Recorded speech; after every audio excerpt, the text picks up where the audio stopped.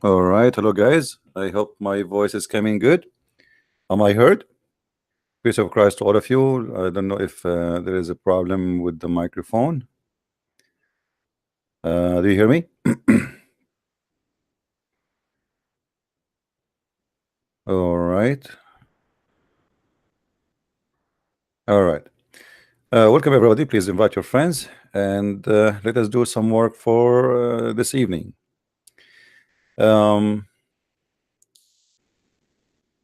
As you see today, we added the name of Hijab and Shamsi to our video on purpose.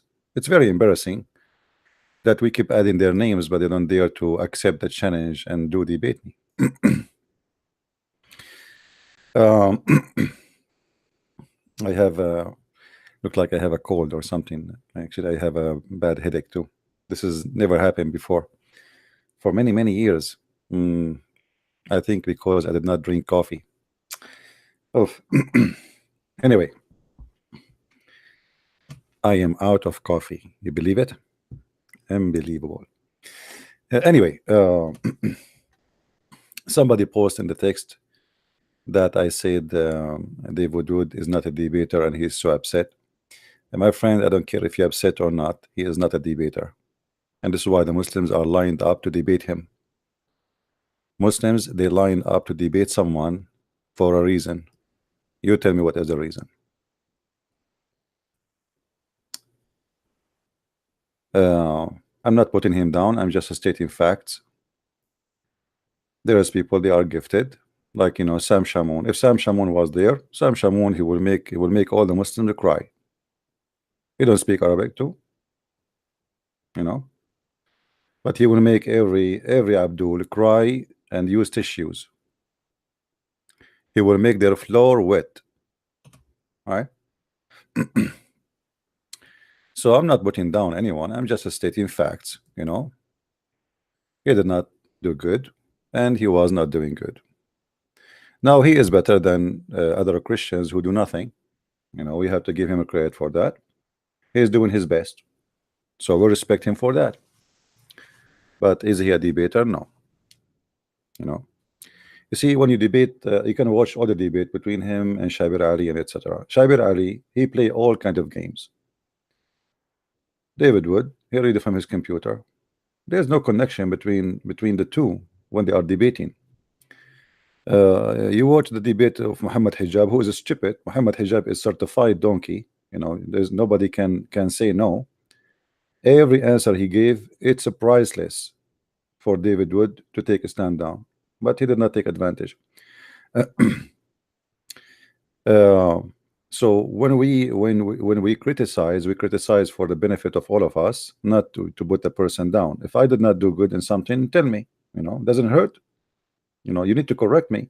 How many of you correct me sometime because I write words in wrong way? Like, let's say I mispronouncing words. Is that an insult? Is that correct? I never get upset. Okay, I'm wrong. Here we go. I wrote the word wrong. I have a title actually in the video 2 days ago, 3 days ago. It says I approve instead of saying prove. So one of you, he said in the text, CP, this is not proof, it should be prove. Okay, say. Why people get offended if we say things? Maybe I'm wrong. Okay, don't don't accept what I'm saying. Right? It's a priceless debate for me if I was there. This guy Muhammad Hijab, he said things which is really amazing. I find it priceless, as I said. We should pay him. We as a Christian, we should pay him. All of you now, what remember from this debate? He prayed for not to. This is what all the debate is about. I mean, the Muslim, they claim that this guy, he made victory. Maybe he's a comedian, and David Wood, he was like sitting still, he's doing nothing, he is not taking action, But the guy, this Hijab, he did what is enough to destroy Islam. I mean, it's priceless.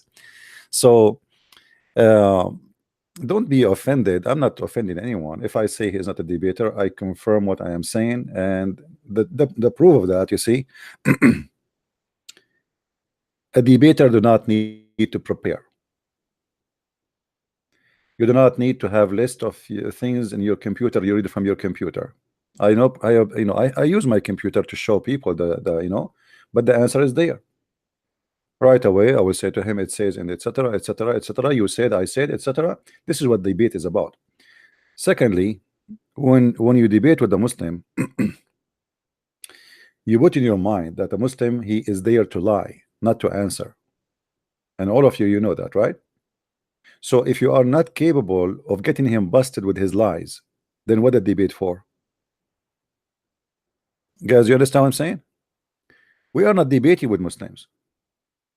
The debate, the word debate is like between two honest people who they are speaking their belief. But this is not the case. Muslims, they lie. You try to make him answer the question, he speak about everything else except the question you ask him for. So the debater here, or the skills of the debater, is the one who forced the Abdul to say it. Do you remember yesterday we have a Moroccan guy, he called me and he starts saying exactly what he said to David Wood. You don't speak Arabic, you don't, you remember? Go watch it just yesterday. Do you remember, guys? You have to get them busted. I did not say to him right away I speak Arabic. I was playing him. I said, okay, so what now? I don't speak Arabic. What I will do? Let him get excited. Let him do his stupidity. You have it is like a game between a cat and a rat.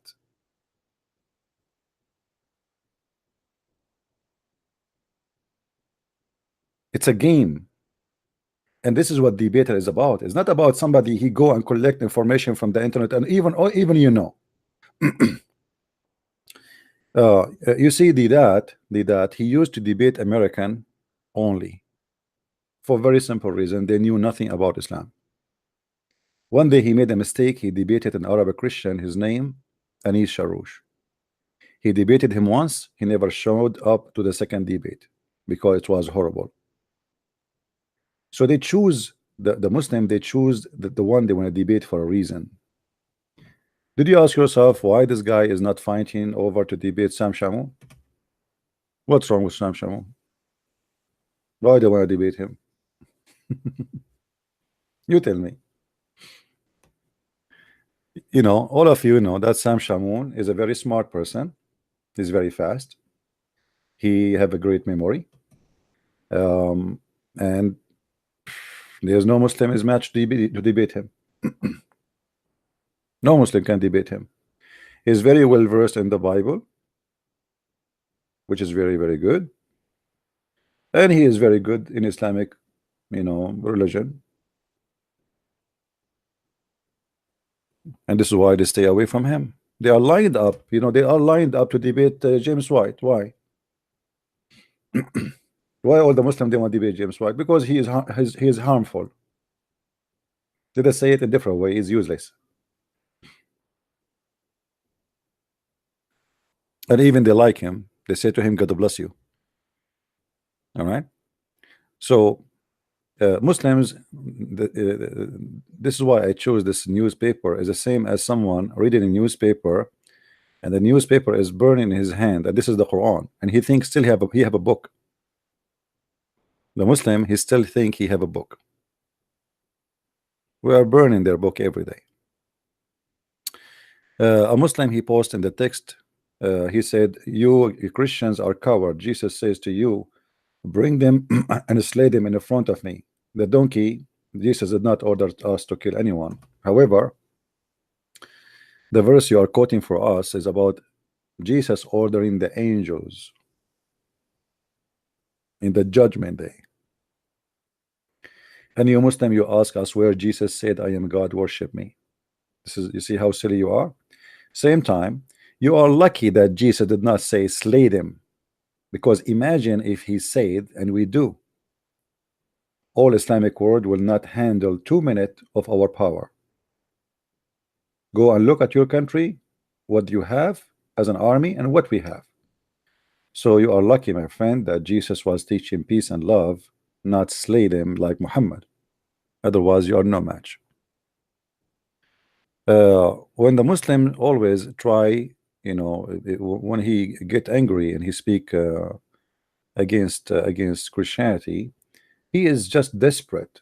He have a prophet who have no prophecy, he have no miracles, he have no religion, he have no God. Yet he want to defend his cult. And when they debate a Christian about Islam, they don't debate any Christian. They try to make a mockery. If you are a polite person, this is why you should not be polite. You see, there's many Christians, they say to me, you are not being polite. I'm not going to be polite with the devil. Give me a reason to be polite.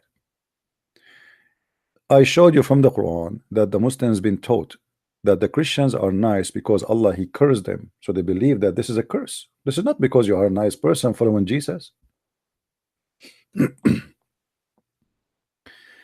if you go and check the Bible, you will see that the God of the Bible, he taught us to be firm, strong, and to speak the truth, and not to be nice. Nice is not really a correct word. When Jesus entered the temple and he flipped the tables on those who they made the house of my father a place of buying and selling. Why you don't want to be that Jesus? We want to be only like your own version of Jesus. You go to churches, they quote for you only one verse of Jesus saying that the one who hit you on your right cheek, give him the other cheek. But they will not quote to you that Jesus said go and buy two swords. Go and buy sword. They told him we have two swords. He said enough. I never saw any church quoting that. So they want us Christians not to be armed. I don't know why. Since when? Isn't it the Bible is our book? How many times the people of God they went into war and God was with them? You see, there is a huge difference between that Christ he taught us to be peaceful and Christ taught us to be cowards. Christ is not a coward and he never taught us to be cowards. But there's many, they want you to be the coward version. There's many, they start spreading lies about the crusade, that the crusade, they are criminals, they are bad, because they want you to be a coward. They don't want you to be crusade again. The crusade is the right thing to be done. Because simply, if not the crusade, the Muslim will not stop. You see, the Muslim, they took Jerusalem. Okay, did they stop? No. They took Constantinople. Okay, did they stop? No. They took Greece. Okay, did they stop? No. They took Romania. They took Hungary. They took Bulgaria. They went all the way to France. Did they stop? They took Spain. Did they stop? Are you getting it, guys? Do you understand what I'm saying? If not the crusade, all of Europe will be Islamic from long time. It's going to be a savage land where people piss with their penis holding their hand on the wall.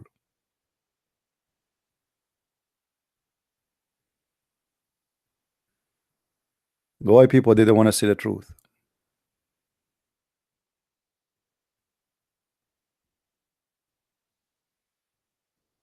All right.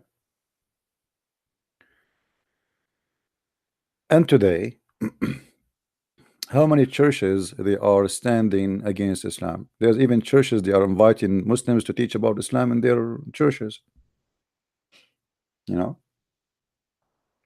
This is what happened when you are perfectly correct. You are not Christian no more. The second you are perfectly correct, you are not Christian. You are just a fake version made in China. Like today you buy a computer made by Mac. You open the cover, you find it's made, the hard drive is made in China, the memory made in China, the keyboard made in Hong Kong. They are no Christian. They are false.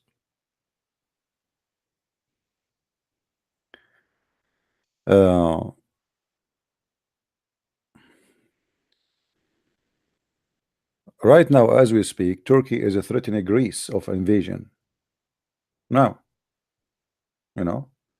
they took already half of Cyprus. What the European country doing? Nothing. They're watching. They don't care. They took half of Cyprus just not a few years ago. None of the European countries move or do anything. They don't care. This is what happened to you when you are under the command of liberals. They don't care. They don't have a belt, they don't have panties, and they are busy drinking. And the Christians are isolated in their churches, and they took the power from them. And today, the second in Europe you speak about God in the way you should speak about it, they close your church. They accuse you to be fascist. Why? Because you cannot say what you are saying. You cannot say Islam is devilish. You cannot say Islam is evil. But I was in France just a few months ago. You walk in the street, there is 5 soldiers in the rest, and the left, 5 soldiers in the right, heavily armed. Okay, why you are heavily armed? Because of Islam. So why you liars saying to us that Islam is peace, but yet in the street you have soldiers to protect people walking in the street? Army should be in the borders, not inside the street. So if Islam is peace, just yesterday they arrested, today actually, arrested a Lebanese Muslim in Italy. He was going to put bacterias and chemical poison in drinking water in a big city in Italy. 2 days before, they arrested 3 Muslims in Italy too. And now they have more than 280 Muslims arrested in 1 week.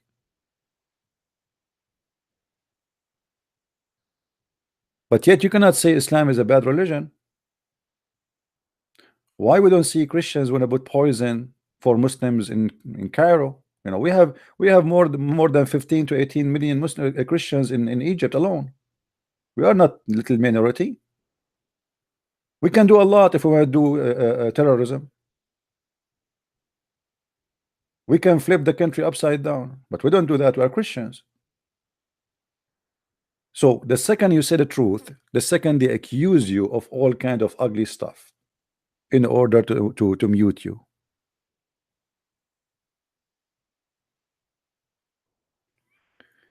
No, my friend, Christianity is not only a life, it is the fastest growing belief, not by birth control, but birth rate, but by conversion.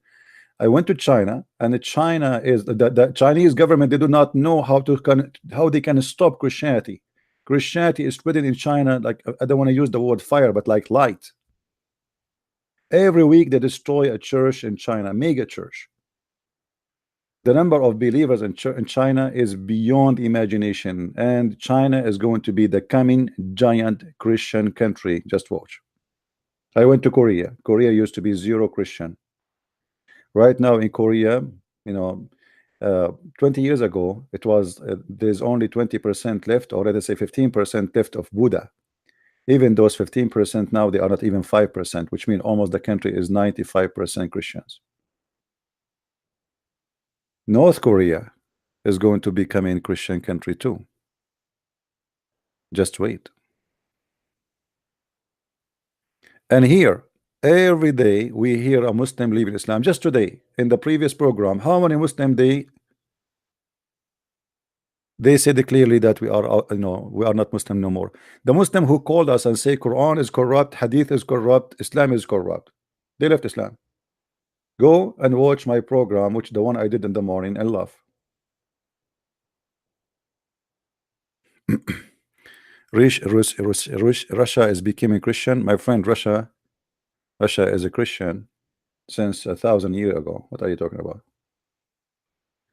The communists, they took over, but thanks God the communists are gone, and Russia is a Christian country again.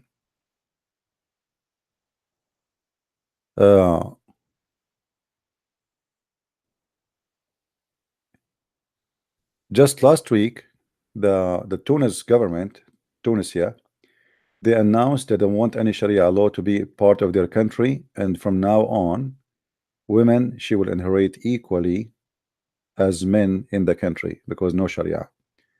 And even Muslim women, they can marry from non-Muslims because there is no Sharia. Country by country, they are getting rid of Islamic law. You know, look what happened in Egypt. Egypt is a very center country for Islam, or central country.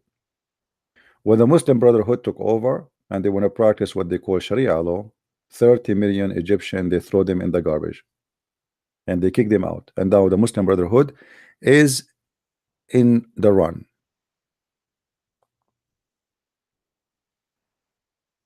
The Kuwaiti parliament voted that Kuwaiti citizen, they can accept and they can convert to Christianity. This is in the heart of the Gulf. The prince or the crown prince of Saudi Arabia, he met with the highest leaders of churches in USA, preparing for opening many churches in Saudi Arabia. It's going to happen sooner or later.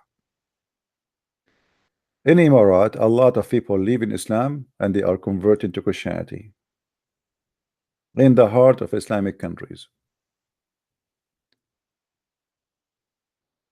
And somebody said to me that you are being coward, you are fighting from behind the computer. The idiot himself, you forgot that he himself is behind the computer. And my friend, I can do behind the computer what I cannot do in person. If I go right now to teach about Jesus in the street, how many people will listen to me? Here we go. Now it is 9:10 p.m. My street is empty. It's freezing outside. It's -7. Who is going to listen to me? People, they will say, look at this idiot. We are dying from cold and he was stopping us to talk about Jesus now. So my friend, the computer is the best way, and obviously I'm hurting you, and this is why you are so upset. This is why you are so upset.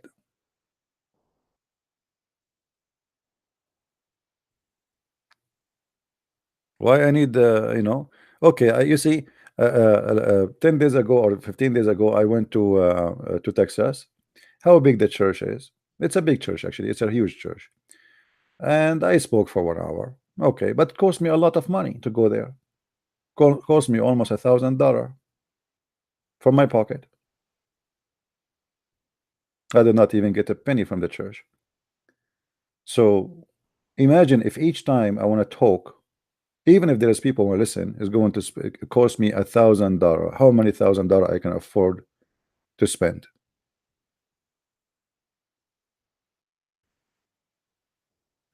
Right now, I can speak from people to people around the world, in Asia and Indonesia. If you go to my the YouTube channel info, you will see that the second country watch my videos is Indonesia. You believe it? The second country is Indonesia. But Indonesia is a Muslim country. Majority is Muslim.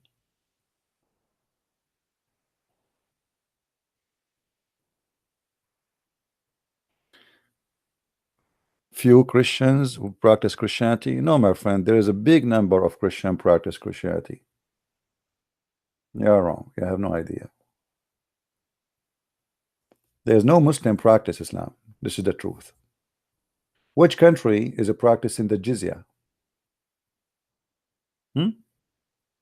If we count Islamic country numbers, which one of them is practicing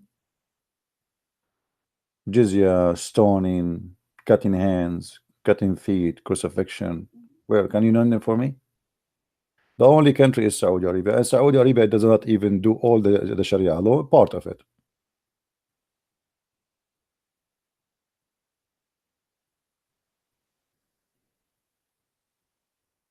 Why you are up 3 a.m. in the morning in France, my friend? You better sleep.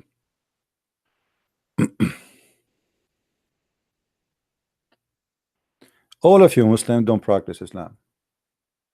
Where is the Muslim who do jihad? The Prophet of Islam, he said jihad is the best servant to Allah, or service to Allah.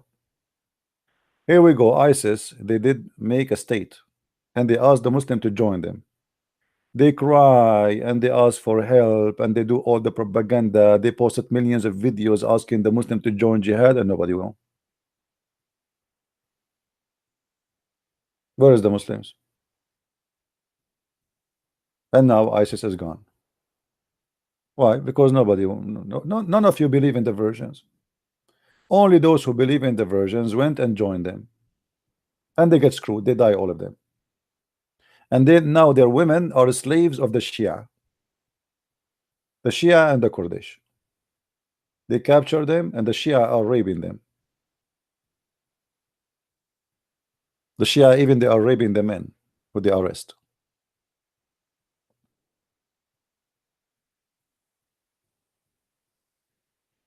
Now, do we have any Muslim want to say something to us? He would like to call so we can open Skype for him.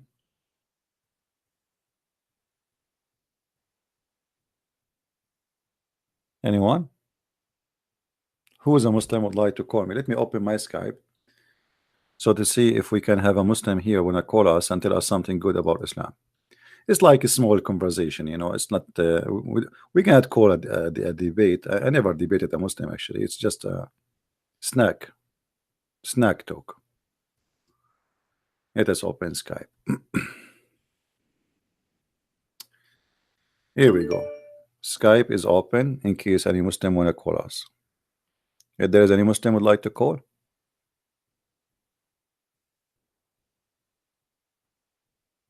Anyone?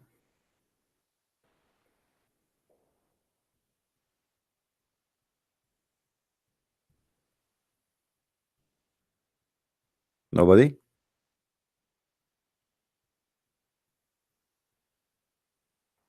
Yeah, this is my Skype ID. Please call me if you like to say something useful.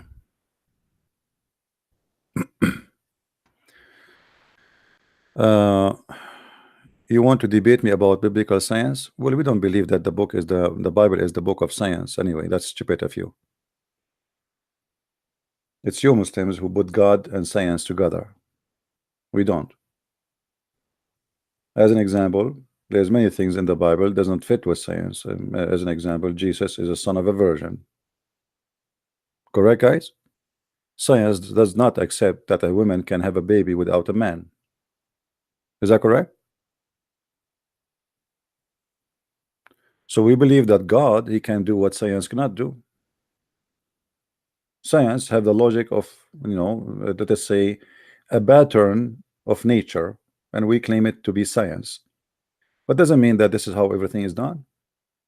God, he do not need your science, and he is not under your science. When Jesus, he made the water wine, was it that scientifically correct? Was that done by science? Guys, do you understand me?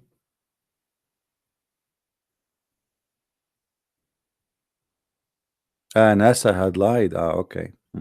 No, I showed you about the earth as being like a sphere, just to show you how stupid Muslims when they say that the earth is flat. You can compare NASA lie. What about your Islamic books? You can go open any Islamic book in your country and you will find even your books is teaching you that the earth is not a flat, my friend. So we don't believe in science to prove who is Jesus. When Jesus, he made the wine, the water wine, he did not use science, he did not use chemic, he just ordered it to be, and it was.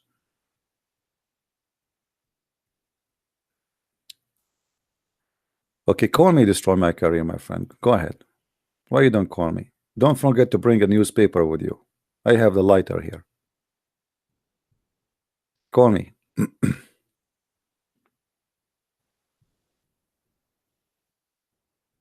You know, the Muslims, they have tons of false claim about Quran and miracle, and all of them, they are a joke. I never saw a stupid religion more stupid than Islam. Actually, the word stupid is an insult to stupidity if I compare it to Islam.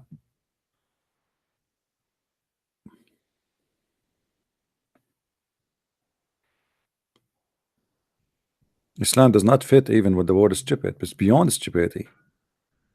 You know, when somebody believe that there is God, he will give him endless penis. You need to check his penis. I mean, not his penis. You need to check his brain, because obviously he have endless stupidity. Why? Ask yourself. My wife is next to me and my penis is endless. What is that for? Who is the donkey here? Endless penis? I mean, imagine your wife is sitting next to you in the bed or in the couch, and now your penis is going to the 7 galaxies, and you receive a phone call from China. You answer the phone, you say to you, "Ching hong, hee, hoo, hong." translation, please, can you move your penis from the highway? You are blocking the road. What if your penis, which is endless, went all the way in the Amazon jungles? Do you know what kind of ants there is there? I'm serious. In the air, you know, there's deadly ants. They will eat the heck of your penis. What kind of God he promised you such a promise? And what kind of a human who believe in such a stupidity?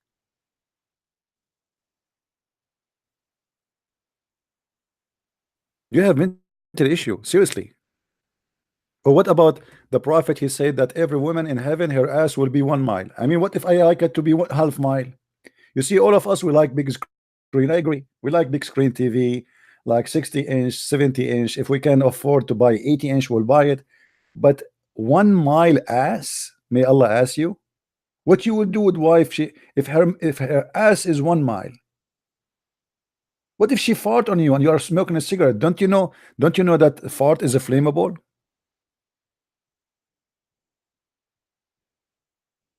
1 mile ass. What if she sit in the top of you? Okay, she's your wife. She's allowed to do that. She wanna spoil you, huh? How you can find you after that? You will be like a mosquito inside her ass.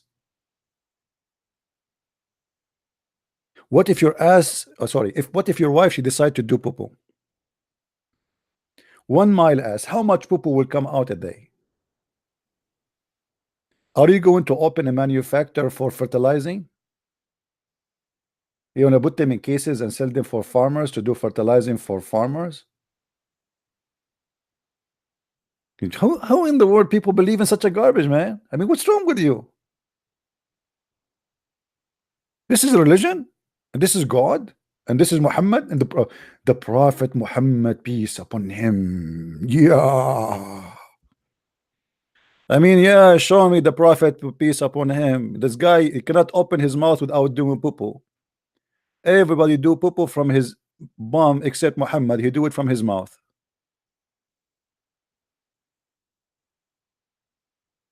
What's wrong with you Muslims?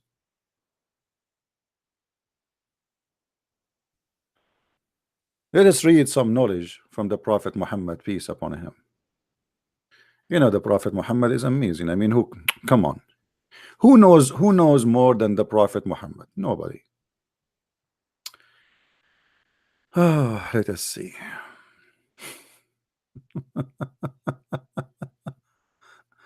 Oh boy.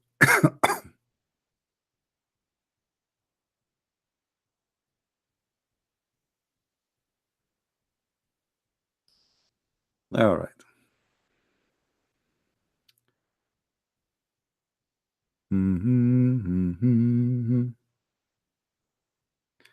Yeah, let us talk about this one here for a laugh, nothing personal.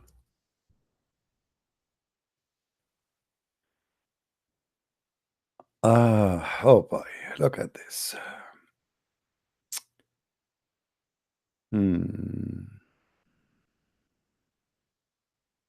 Muhammad, he is the weather and the scientist. He knows everything. Look what Muhammad here. What happened here?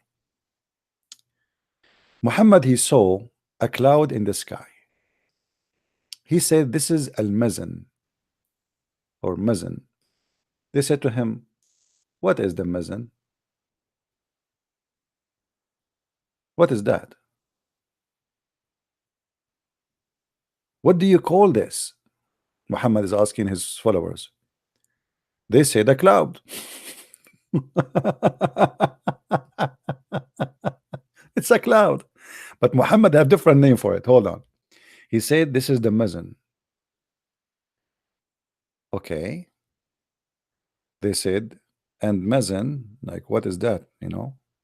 He said, "And anan cloud."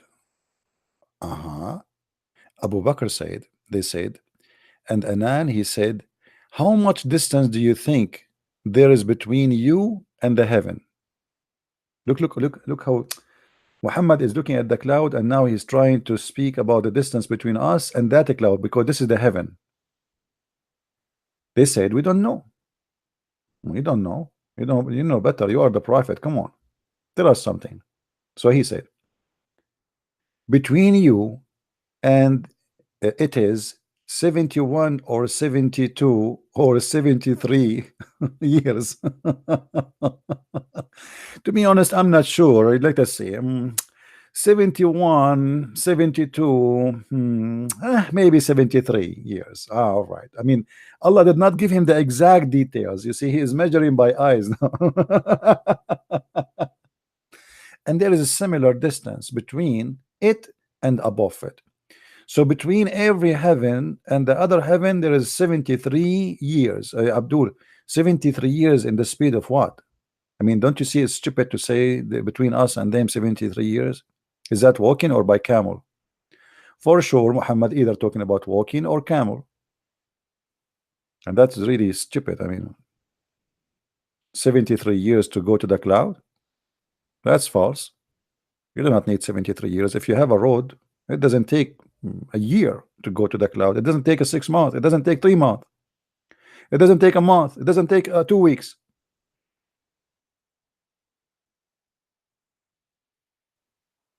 And then Muhammad, he continue. And look what he say here. There's more donkey stuff is coming. And there is similar distance between it and between the heaven above it, and so on, until he counted 7 heavens. And look what is above the 7 heaven. There is a sea.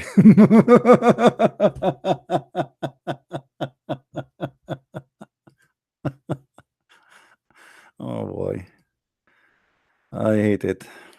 There is a sea in the heaven. There is a sea, Abdul. And this is how Muhammad trying to explain to us where the water is coming from. Hey guys, wanna go and do fishing with me? In the sky there is a sea. There is a sea. Let me predict what will happen. In 2,000 or 3,000 years from now, somebody will discover that the planet have water, or let us say Mars. The Muslim, they say, see, the Prophet said there is a sea.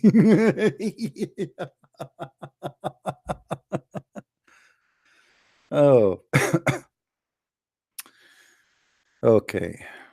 Between who is top and the bottom is a distance like between one heaven and the other. But hold on. Based on this hadith, the sea is a flying by itself. The sea, there's no there, he did not say there is a planet. He didn't he said there is a sea. There's a sea flying by itself in the sky. And this is where in the top of the 7 heaven. This is the house of Allah. Because remember, Allah is in the top of the 7 heaven.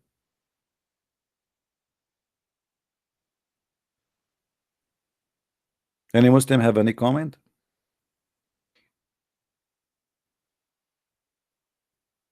And then Muhammad, he continued doing poo-poo. I mean, the poo-poo is not over.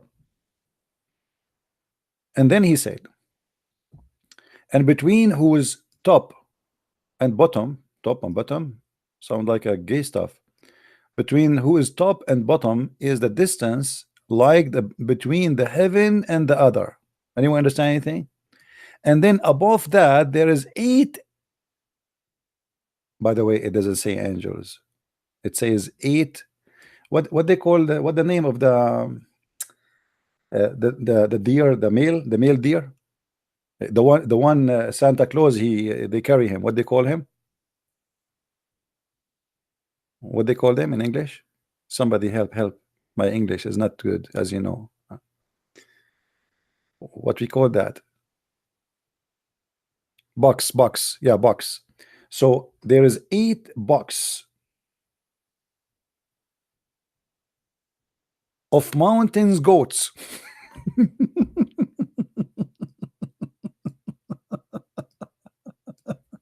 Oh boy. What I can say, Muhammad is saying the truth here. I mean, that's it. There's 8 mountain goats. The distance between their hooves. Hello? Hello? Are you there?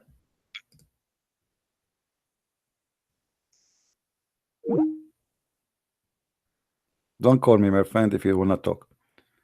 So there's 8 mountain goats. The distance between their hooves and their knees is like the distance between the heaven and the next one. Oof. Me.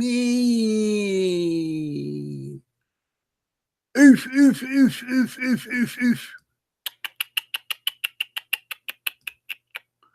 I mean, do you see how big? Guys, come on, we have to be honest here. Somebody give a hand to Muhammad. Muhammad is not fabricating stories at all. There's 8 mountain goats, and the distance between their hooves and their knees, that's just the hooves and the knees, not all of them. No, this is just from the hooves to the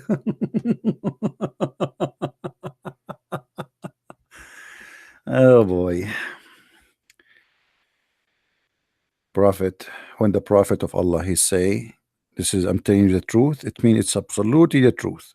Okay, continue, Muhammad, continue, do more, Popo. Okay, then he said, then on their backs is the throne. Like, what the heck? Allah is sitting in the top of 8 mountain goats.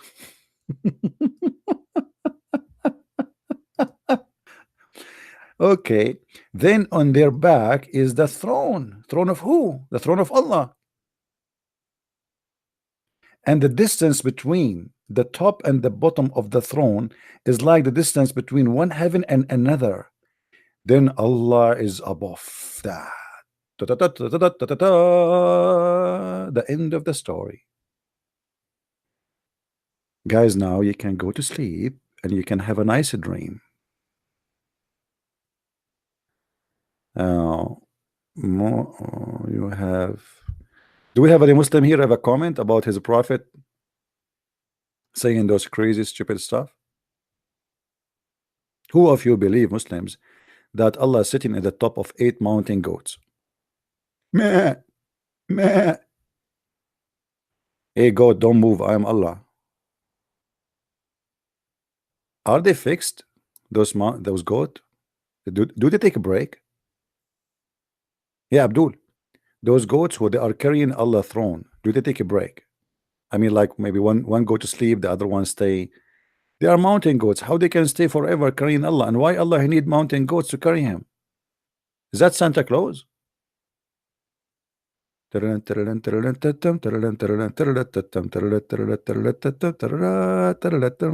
goat, mountain goat. I mean, this is knowledge. Who can say Muhammad is not telling the truth here? Who is a Muslim here don't agree with this? Do you dare to say this? I cannot believe in this.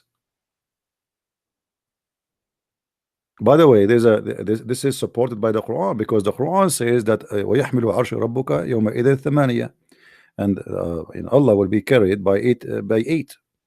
So Muhammad here is confirming that there are 8.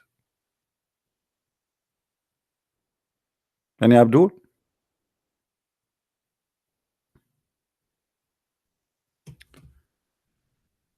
Hello? I see like the Muslims are getting upset. Can you get off from and come out to speaker corner to debate Muslims? My friend, why I want to go to speaker corner? Are you stupid or what? This is a speaker corner? How many people in speaker corner? Here we go. I opened 15 minutes ago. I have 500 people listening to me, sitting in my couch in my house, warm and cozy, and no Muslim there to debate me. Why you want me to go to speaker corner where people they shout and scream at each other and nobody listening and nobody give a proof of anything? Here I show you in the front of your eyes. I got you busted. Do you see? I show it to you from your website, from your Islamic books. What speaker corner? This is a corner? This is a big corner. YouTube is the biggest corner in the world. There's billions of people use YouTube. Not millions, billions. You are the one who don't dare to come to me. It's going to cost you free call over Skype. That's it. Call me. Call me and Allah will give you one of those goats. No, nobody. I'm not afraid of anyone to kill me, my friend. You see, I went through things you will not even believe it. I'm the last one to be afraid of being killed, because if I will be killed, should be killed from long time ago. Long time ago.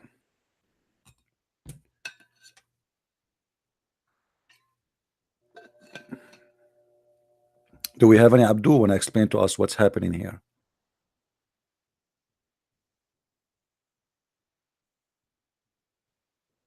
Yeah, a lot of people leave Islam, and I am behind my computer. What's wrong with that? I like it. I love it. I go to my kitchen, make some tea, come back, speak to everybody. Everybody enjoy listening. There's no noise. There's no shouting, except when a Muslim call and we get him busted. But we have to do it. What we can do, right?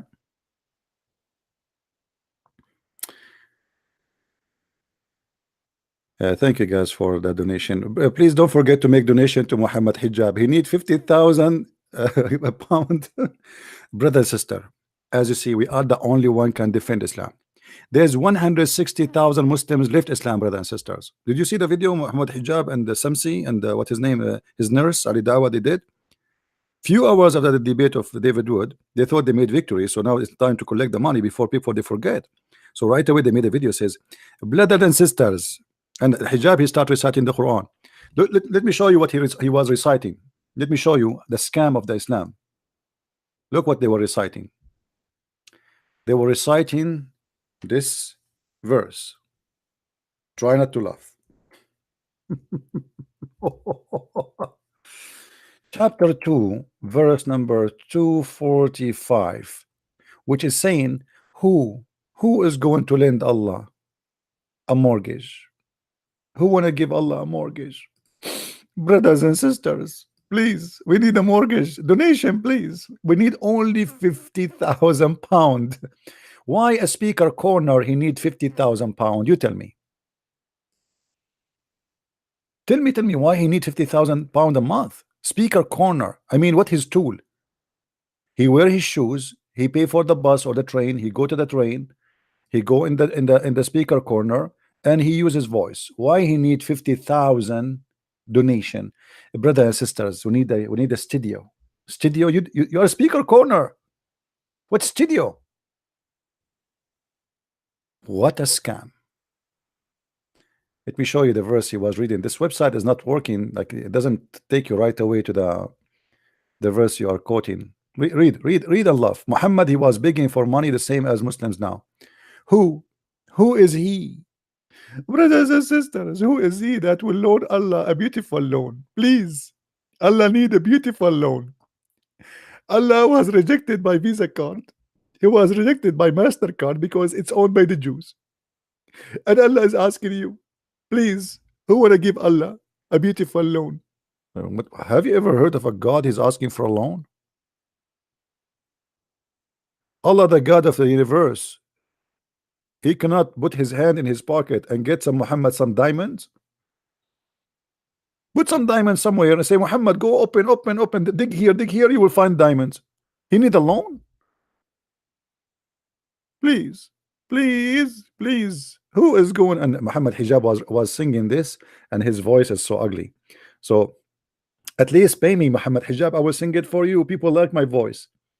I mean, the Quran with your voice look like really a disaster. Go and you can listen to his video, by the way, about it. You see, I wish I can play it for you. You will die laughing from the ugly voice and how he sing the Quran. Brothers, who will give Allah a beautiful loan, which Allah will double into you. My friend, why you want to double? Go to Bank of America, give them the money, they will give it to you 5 times more after 15 years. Forget about Allah. Double. Bank of America is different, it's better, it's guaranteed. Those guys will scam you, they will never return the money to you. Allah will give us double for us. Credit? Guys, did you see? Did you see what it says there?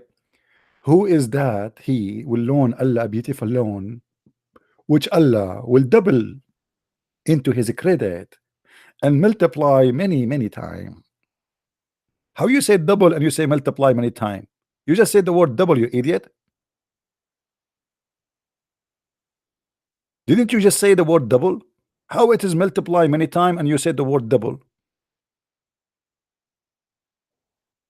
Unbelievable.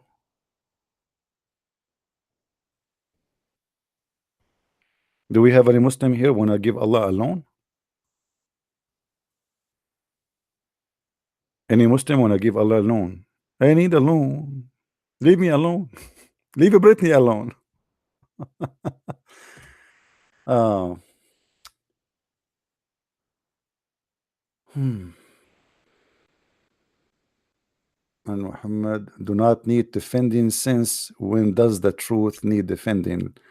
Lies need to be defended, not the truth. Yeah, you are right, Walid. So why your prophet he ordered the Muslims to kill the Christians and the Jews? Why Allah do not kill the Christian and the Jews? Do you have an answer? Why Allah he needed the Muslim, he needed little Abdul to go and do jihad for him? Why Allah he needed 16 years old kid to explode himself in a truck? What is the context of this verse? The context is very easy. Muhammad is trying to make them pay him money, because God do not need a loan. Did Jesus, was he begging people for money? You see, Jesus, when he resurrect people from death, can you imagine how much money he can make if he is about money? We are talking about God. What money? And Muhammad, he took the fifth from every attack to his pocket. He made a verse in the Quran saying that Allah, because they used to fight over the booty. Do you remember the verse in the Quran where the Muslims accused Muhammad that he was stealing underwear? At that moment, the Muslim, they were fighting with Muhammad over the booty. You took this, I took that, you took the TV, I take the radio, you took the cell phone. Who took the iPhone? Galaxy, who took Galaxy? The phone of Christian Prince, who took it? I killed the Christian Prince. Who took the phone of a Christian? They are fighting over the booty. So Muhammad, he have to make a verse to make it clear that the best of the booty will go to himself. In chapter 3 verse 161, the Muslims are fighting over the booty, accusing Muhammad of stealing an underwear, red underwear. And if I am lying, prove me wrong. Who is a Muslim when I call me life? Get me busted. Any Muslim want to do so? Tell me you are a liar. Show me where you get this from, and then we will see. Let us see if this is true or not. A prophet, he was accused of stealing an underwear. How that can happen? And who is accusing him? The Muslims.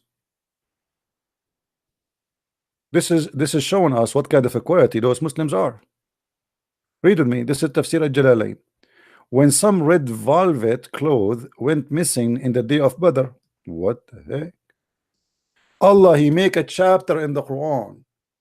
Send Jibreel speaking about an underwear is went missing. Allah was in his kitchen. He received a phone call. Tadadun, tadadun, tadadun, tadadun. It was Dr. Zakir Naik. Assalamu alaikum. Who is this? I'm Dr. Zakir Naik, brother. What, brother? I am your God. I'm Allah. Oh, sorry, Allah, brother. Thank you. But I have something very urgent. I want you to help the Prophet Muhammad immediately, brother. I told you, don't call me brother. I am Allah. Sorry. Almighty, sorry. The Prophet Muhammad was accused by the believer that he stole an underwear. He stole what? An underwear. Are you serious? I swear by all the underwears of the world. And Allah went right away, and he took his pen and he started thinking, what I will send to those savage companion of the Prophet. They accuse my man that he stole an underwear. Okay, let me tell them. It is not possible that a prophet he will steal underwear. You idiot. Prophet he will steal bikini, not underwear. Are you stupid or what? This is God is talking here. God, he is sending a message over a bikini.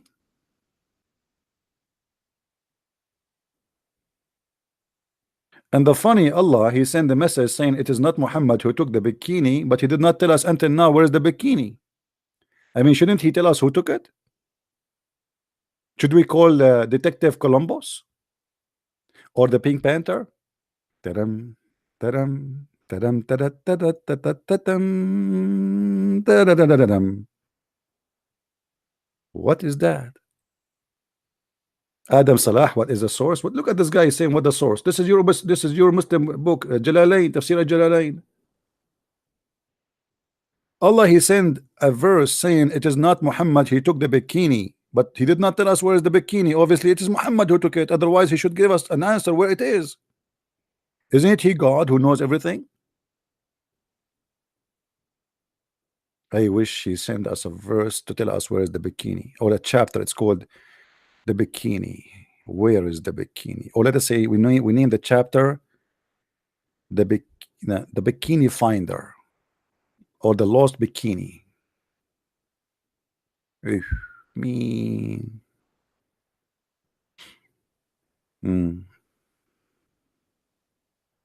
Any Abdul? Any Abdul have an answer for this disaster? What is that? This is God talking about a bikini? And why the Muslim accusing Muhammad of stealing underwear? And by the way, I want to know seriously, who is the one who took the underwear? And I want the underwear because we want to put it in the Museum of Islam. This underwear enter into, I mean, eternity. Look, Allah himself, he have to talk because of an underwear. Any Muslim have an objection? Who is a Muslim wanna call me and tell me you are lying? I wanna do that.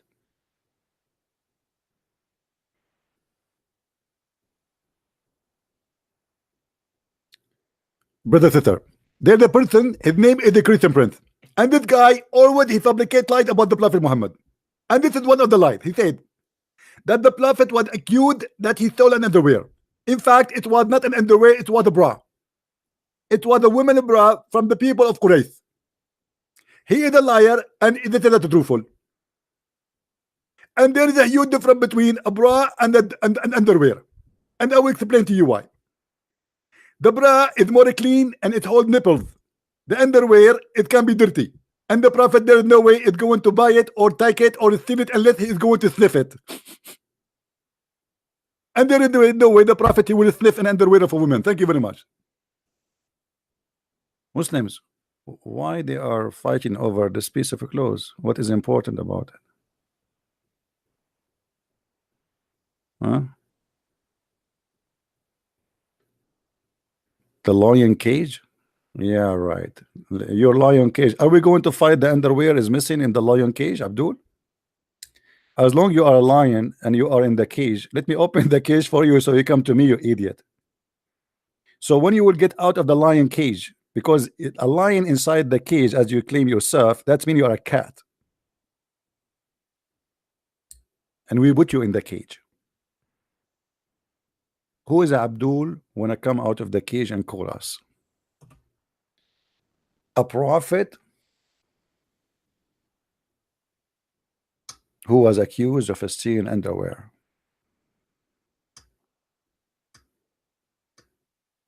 Yeah, keyboard warrior. Your God Allah, he never even use your God Allah, he used a tablet warrior. Nobody saw Allah, nobody spoke to Allah. He have a tablet between the eyes of the angel Israfil. How come you don't complain? Hypocrite. Did you ask yourself why Allah never spoke to Muhammad? I mean, look, Allah spoke to Shaitan. Allah spoke to Mary. Allah spoke to Jesus. Allah spoke to Moses. Allah spoke to Adam. Allah spoke to Abraham. Allah spoke to everyone. But Allah don't want to speak to Muhammad. Why? Any Muslim can tell us? Was Allah at that time afraid of Muhammad? He was hiding?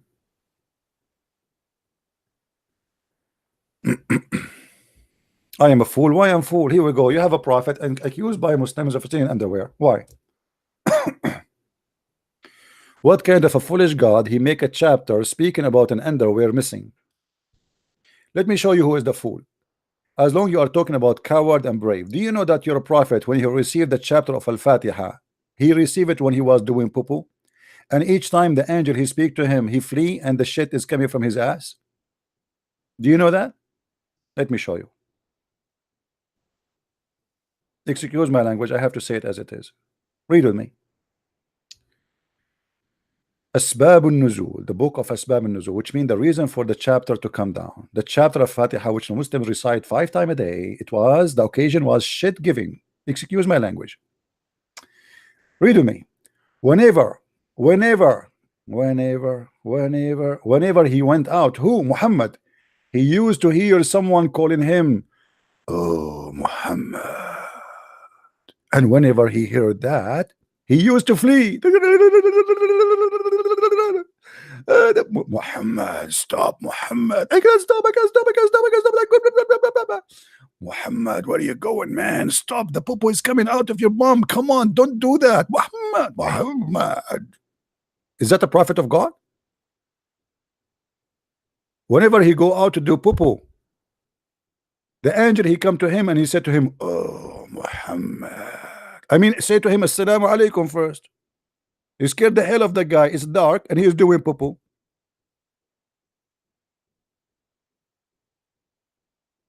Who is the coward? Any Muslim can explain to me why Muhammad is running like a crazy and he didn't even took panty up? How he can run, by the way?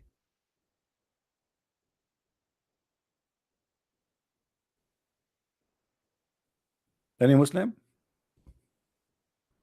Am I lying, guys? Or I'm showing the reference in front of you? Am I lying?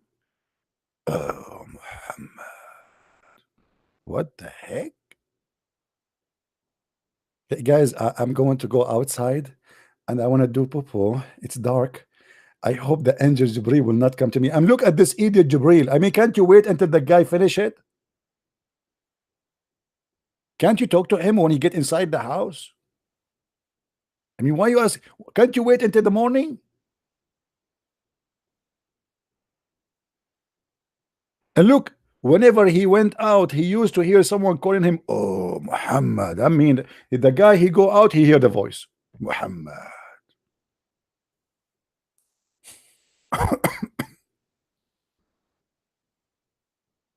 And Abdul has a mistake in Arabic mentioned to people, you know. My friend, I don't want to talk about Arabic mistakes now because none of you speak Arabic anyway. What the point? In order to explain Arabic mistakes, you have to speak with people who speak Arabic. Otherwise, it's a waste of time. Any Abdul have an answer? You keep talking about coward. Isn't it your prophet who ran and asked asylum like you in Ethiopia to the Christians and he bowed down to the king of the Ethiopian? Isn't it your prophet he went and ran away and asked asylum between the Jews and Yathrib and later he killed them all?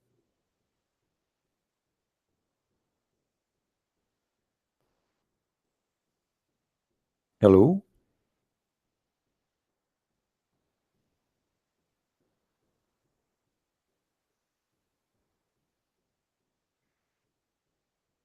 Yeah, each time the Muslims they go in war with Israel, they lose the war and then celebrate victory. Actually, the Muslims in Gaza, they were dancing in the street because the Israeli, they decided to stop the assault on them, the assault back, because they knew it was going to be really bad for them. But you know, this is what I say. The Israeli government, you see, Israel, they have a very corrupt government. This Netanyahu is a scumbag. Israel will never have real victory unless they have someone like David, a real king. Someone is not politically correct and he don't fear anyone. Someone he believe in God, that God is with him. Those are politically correct politicians. They are not leaders. You see, Israel was attacked by Hezbollah for more than 20 years. And because they have a potato prime ministers all those years, nothing happened. Then they decide, suddenly the Israeli decide to make what is right. So they attack Hezbollah, attack as never before. And since then, 2006, Hezbollah did not dare to fart. Even farting is not allowed for Hezbollah. Since then, Hezbollah don't dare even to use firework.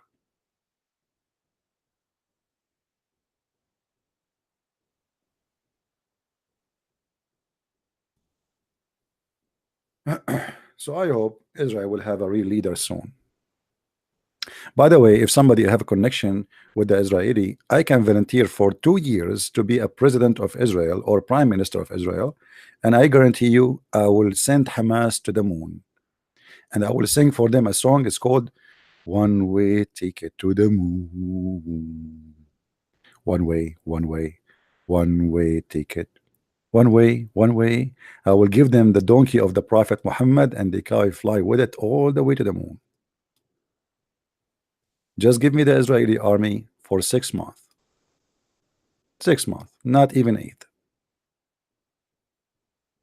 And you will see. I will make you praise Allah every second.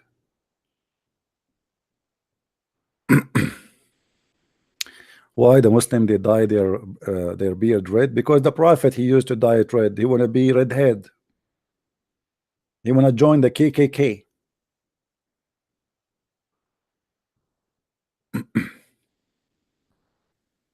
Have you ever heard of I mean, and by the way, it's ugly. It's not blonde, it's red. I mean, it's really disgusting. Go and see in the internet, like search for sheikh with red beard, and you see what we're talking about. It's really ugly because you see when somebody have a red head, that the hair fit with the color of his skin. You know what I mean? So it doesn't fit for everybody.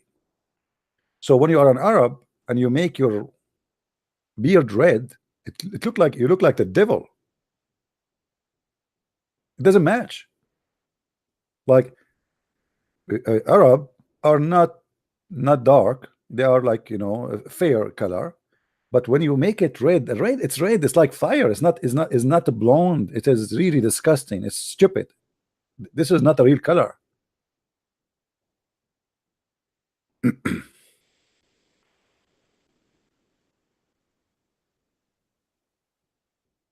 This is remind me when people they ask me where are you from, I say I'm a black blonde African American from Japan. That is Muhammad. But Muhammad, he don't want to be African, he don't want to be Japanese, he don't want to be Asian, he want to be redhead.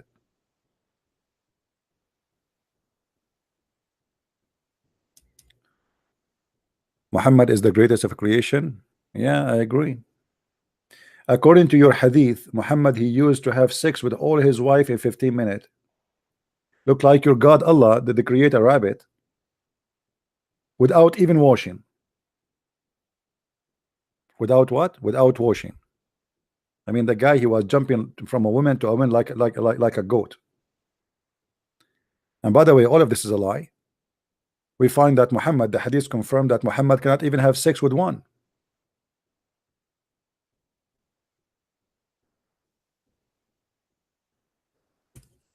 Any Muslim want to challenge me on that? That Muhammad cannot have sex even one? This is why there's a chapter in the Quran where people accuse Muhammad that he cannot have sex and he cannot have children.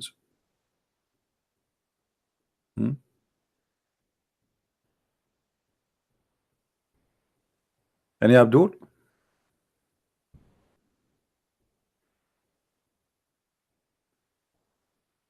Who is a Muslim want to call us? Look like today we are out of Abdul. Hello? If there's any Muslim would like to call us.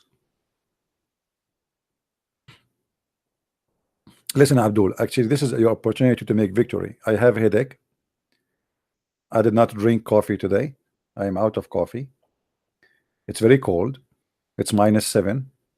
So this is your best. I'm very weak, by the way, when it's cold.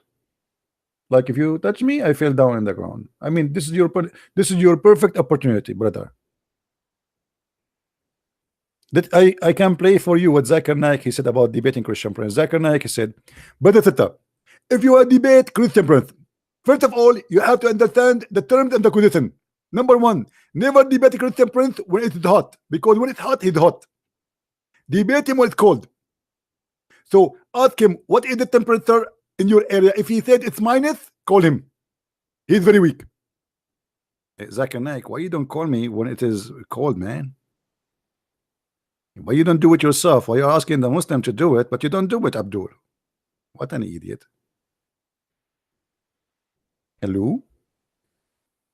Any caller?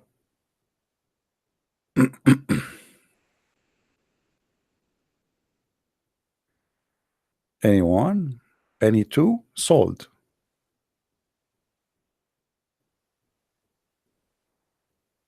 Nobody?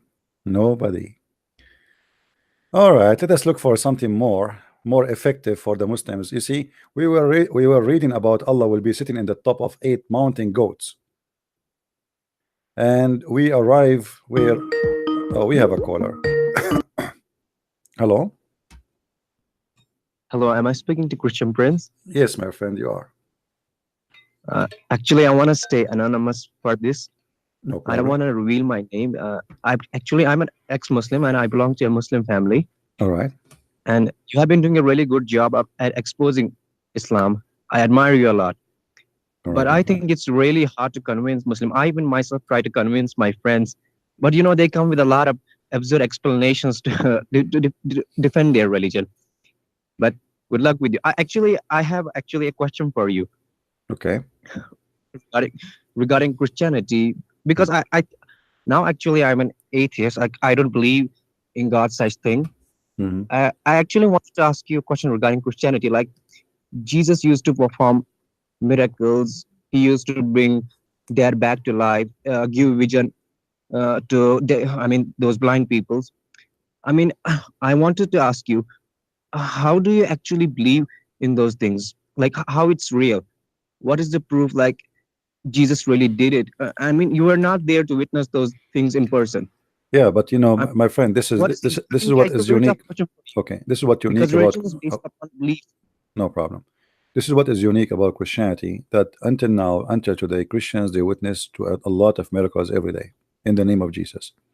So Yeah, because I don't have a good understanding of Christianity.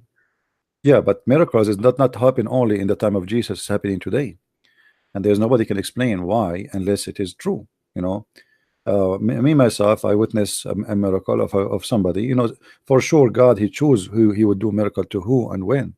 We cannot say why and how. Which mean, if I ask God for a miracle now, let us say I am a person who is sick or something happened to me. Maybe God will heal me, maybe not. But there is people who they are healed by God. Even doctors, they could not understand, and they say it's a miracle. Like even atheist doctors, they explain and they say, because they can't understand how this happened, they say it's a miracle. You know, I know a lady. Actually, she is a relative of mine.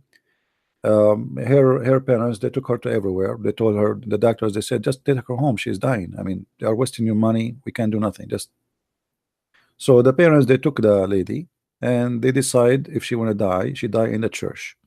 They asked the priest if they can have you know, sleep in the floor, you know, something in the floor to sleep in, because obviously maybe it's last her a few hours to live. And they are very strong believers. The parents are very strong believers, and the daughter too is very strong believer. And God, He wanted to show His power. In the early morning, the parents, you know, they are sleeping next to the girl, but she's gone. She's not in the bed, but she cannot move. She cannot even eat. She cannot, like, they have you know, the liquid they put in your blood, you know, so you can stay surviving. So they look in the front of them, and they saw her in the front of in the middle of the church, and she's praying. And they could not believe it. They thought maybe they are dreaming, maybe it's dead, maybe it's a ghost, maybe it's because they are waiting her for to die. So maybe it's a fake. It's, you know, it's like imagination, but it was true. They took their daughter to the hospital to check what's happening. The doctors, they said, we do not know. I have no idea what happened. They check again and again and again and again, and the disease, which a deadly disease she have, is gone. So how? You know, Jesus said, if you have faith, you know, you will recover. But for sure, God, He do miracles in people He choose. and there is a reason he when But he also performs in other religions too. Like there's a lot of miracles happening in other religions too. like where Because when people like don't know where how to, like where uh, where what like religion? I mean, yeah, I belong to a Muslim family. Sometimes some incredible happens which we can't explain. Like how this guy survived. Like sometimes he survives a Yeah, but cancer this which is no, almost this is no. stopped You him. see, this is not. You see, even the Muslims they agree that Islam is free of miracles. Muhammad himself he could not Yeah, because perform it's a miracles. fake religion. I mean, I don't completely believe Yeah, in no, it. I know, but Uh, I mean miracles in order to happen. You see, Jesus he said, if you have faith, you if you have faith in God, you will be healed, and the faith is a very major reason for you, even based on science, thinking, because when you have faith, you resist, you fight. If you give up, you are asking for death, so your body give up too. So when you have faith, you fight, but in the same time there's things nobody can explain, and I never saw a Muslim really have a miracle of anything. There's no miracle in Islam. I live Yeah, I I'm not actually referring Muslims. I'm talking people in general. Like there are a lot of miracles happening No, in the there is. world. Like You can call it miracle, like somebody have an accident, he did not die, but this yeah, is when not we really. can't explain But anything, there we is, call it but there's miracle. things. No, there's things nobody can explain. But the accident, as an example, once I have an accident, and the car I am inside it was smashed totally. If you look at the car, there is no way a person inside is going to be alive. But I was alive. But this Yeah, is not. I cannot say it's God or not, but it happened that the metal which is broken around me all over did not reach my body. I was, let's say, you can say it's a miracle of God, but not necessarily God is involved. It might be because the way the car it hit, or the side it hit, or etc. It can be many reasons. But this is can be called miracle, but it's not necessarily to be. But there is things which is no way you can explain it. A person yeah, who's yeah. going to Some die in things a are. few hours, and the disease Yeah, is eating him alive, and that's it, is dead, and the doctors they say to you that you are dead, and then they take you after a second day or 2 days after the doctors, and they check your blood and they find nothing. you know I get you. I get you. I mean, my point was actually like what is. I mean, you rely on the sources like Bible. You rely because you believe in it because you have not witnessed Jesus yourself in person. no, you see, What made you believe? I witnessed Yeah. Jesus myself in person. I witnessed, my friend, let me tell you. You see, I just mentioned to you how I once Uh, I survived a death, a mass death. And I might say it might be God who saved me, but there is for sure places where it happened to me that I survived, and it was God who saved me. If I count for you, I'm a person who live in a war country, civil war, and death was yeah. around me left and right. If I say to you left and right, I mean it. People they die like like failing shadows around you.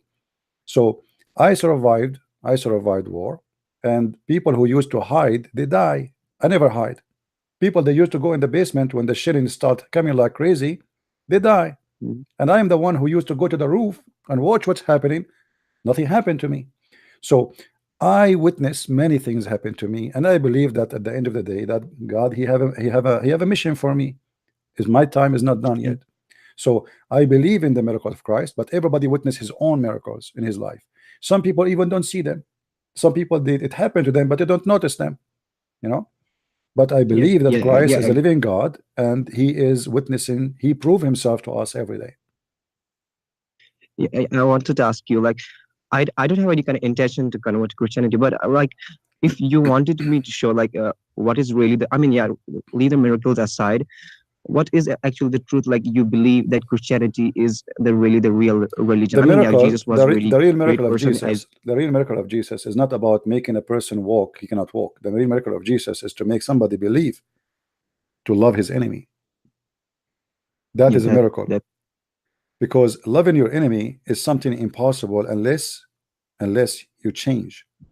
That is a yeah. I mean, miracle. if the teachings are peaceful, No, no, according to no. This is that not time, I peaceful. mean, This is not peaceful, my friend. This is beyond peaceful. This is beyond peaceful. yeah, Because beyond peaceful. Yeah, because when somebody is an enemy and he is killing me, you see Jesus in the cross as an example.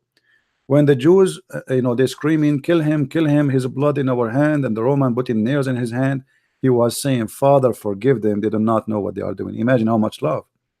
In the cross, people they are hurting you, killing you, putting nails in your hands and your feet, making fun of you, throwing things at you, and yet you are saying, forgive them, Father.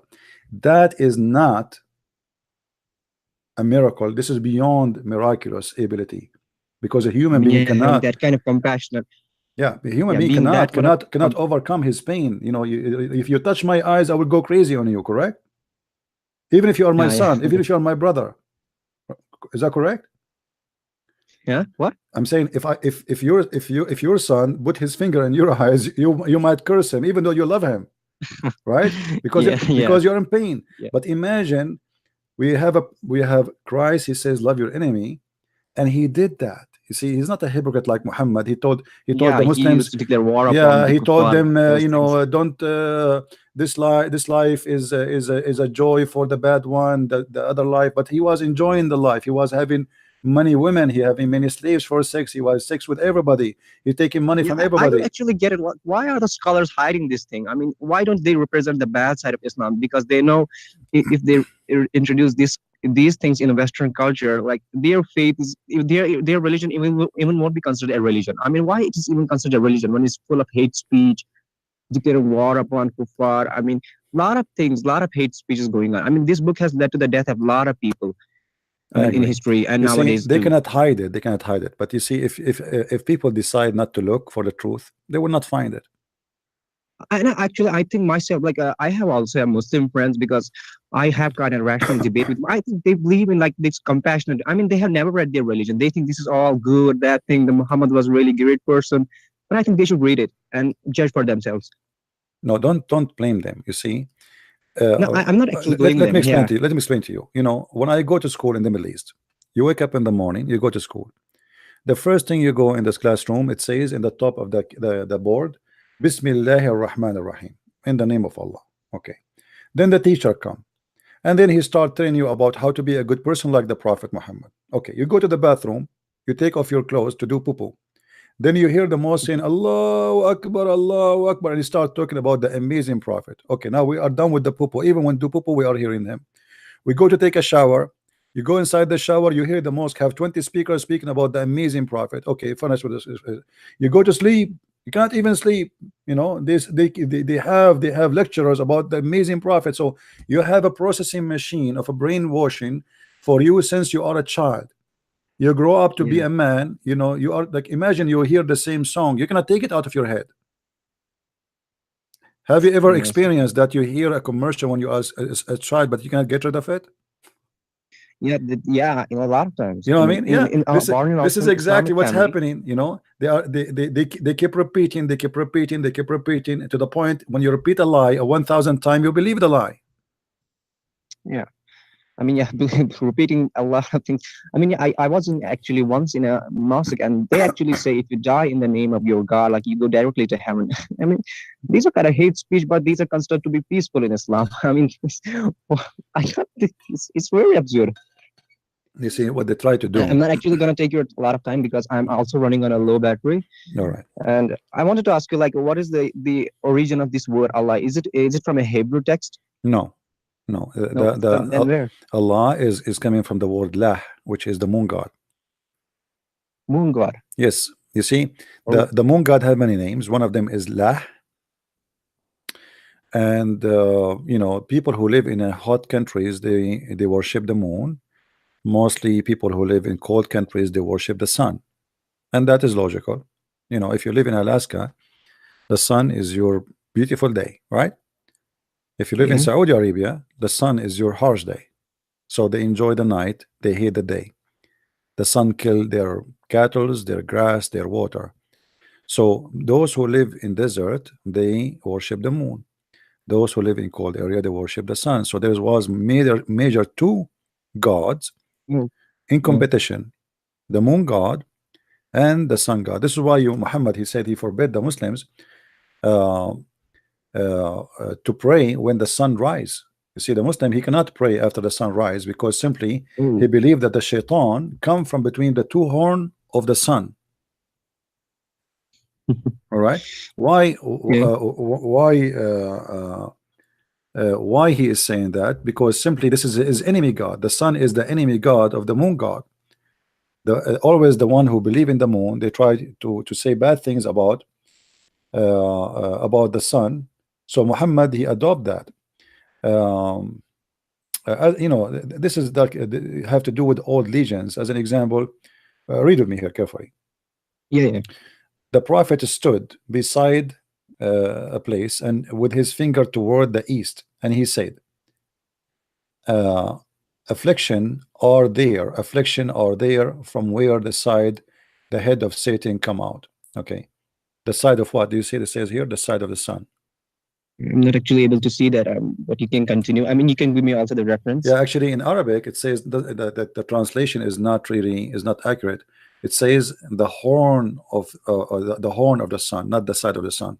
The horn of the sun. Oh, no, there's no screen. Yeah. Sorry, guys. Okay, here we go. I forgot to put the screen on. All right. So as you see, Muhammad, he claimed that the sun have a horn, and the horn of the sun is the horn of the devil. The translation here is false. It says the head of Satan.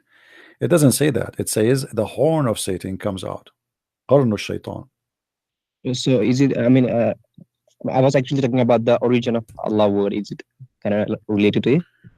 Yeah, well, I told you the original of the Allah is not the word. Allah is two words. I explained that many times, but let us do it again, you know, just for the sake of education. Yeah. I actually got confused. Okay. Let us see.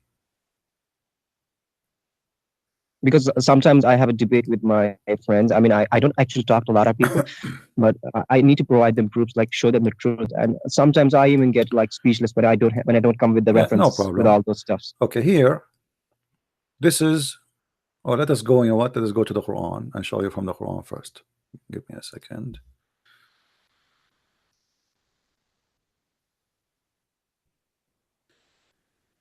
If we go in the Quran, you can go to the beginning of the Quran. Chapter 1, verse number 2, and chapter 1, verse number 1. Here we go. I don't know if you can see it or not. You will notice here with me that the word, this word here, Allah, let us make it in red. Okay. Here there's letter Alif. Do you see this Alif? But here is not appearing here. Where? So here we have this letter, Yeah, which is not exist here. Why? You see, when it comes to names, you cannot add or take off letters unless it is additional, right? So what happened here? Yeah. Alhamdulillah. Li in Arabic mean two. Alhamdulillah. Li lah. So what the name of God? Lah. As simple as that. Oh. All right. So here Allah, because al is equal to the Aramaic word and Hebrew in the ancient Aramaic and ancient Hebrew, al is equal to God. In the Arabic today, al is equal to that, but in the old Hebrew, al is God. Today in the new Hebrew, al became el. So the Christian, they say Emmanuel, Mikael, Gabriel, Ishmael, Oh yeah, Israel. I mean, they have copied a lot of stuff. Yeah. So el is a word mean God, but it used to be al, which mean they used to say Israel, Mikael, Ishmael, not Israel. So here al is al lah, al lah, which mean God lah. Did you get it now? Yeah, this is why here it says li lah. Li mean two. Lah. Two lah.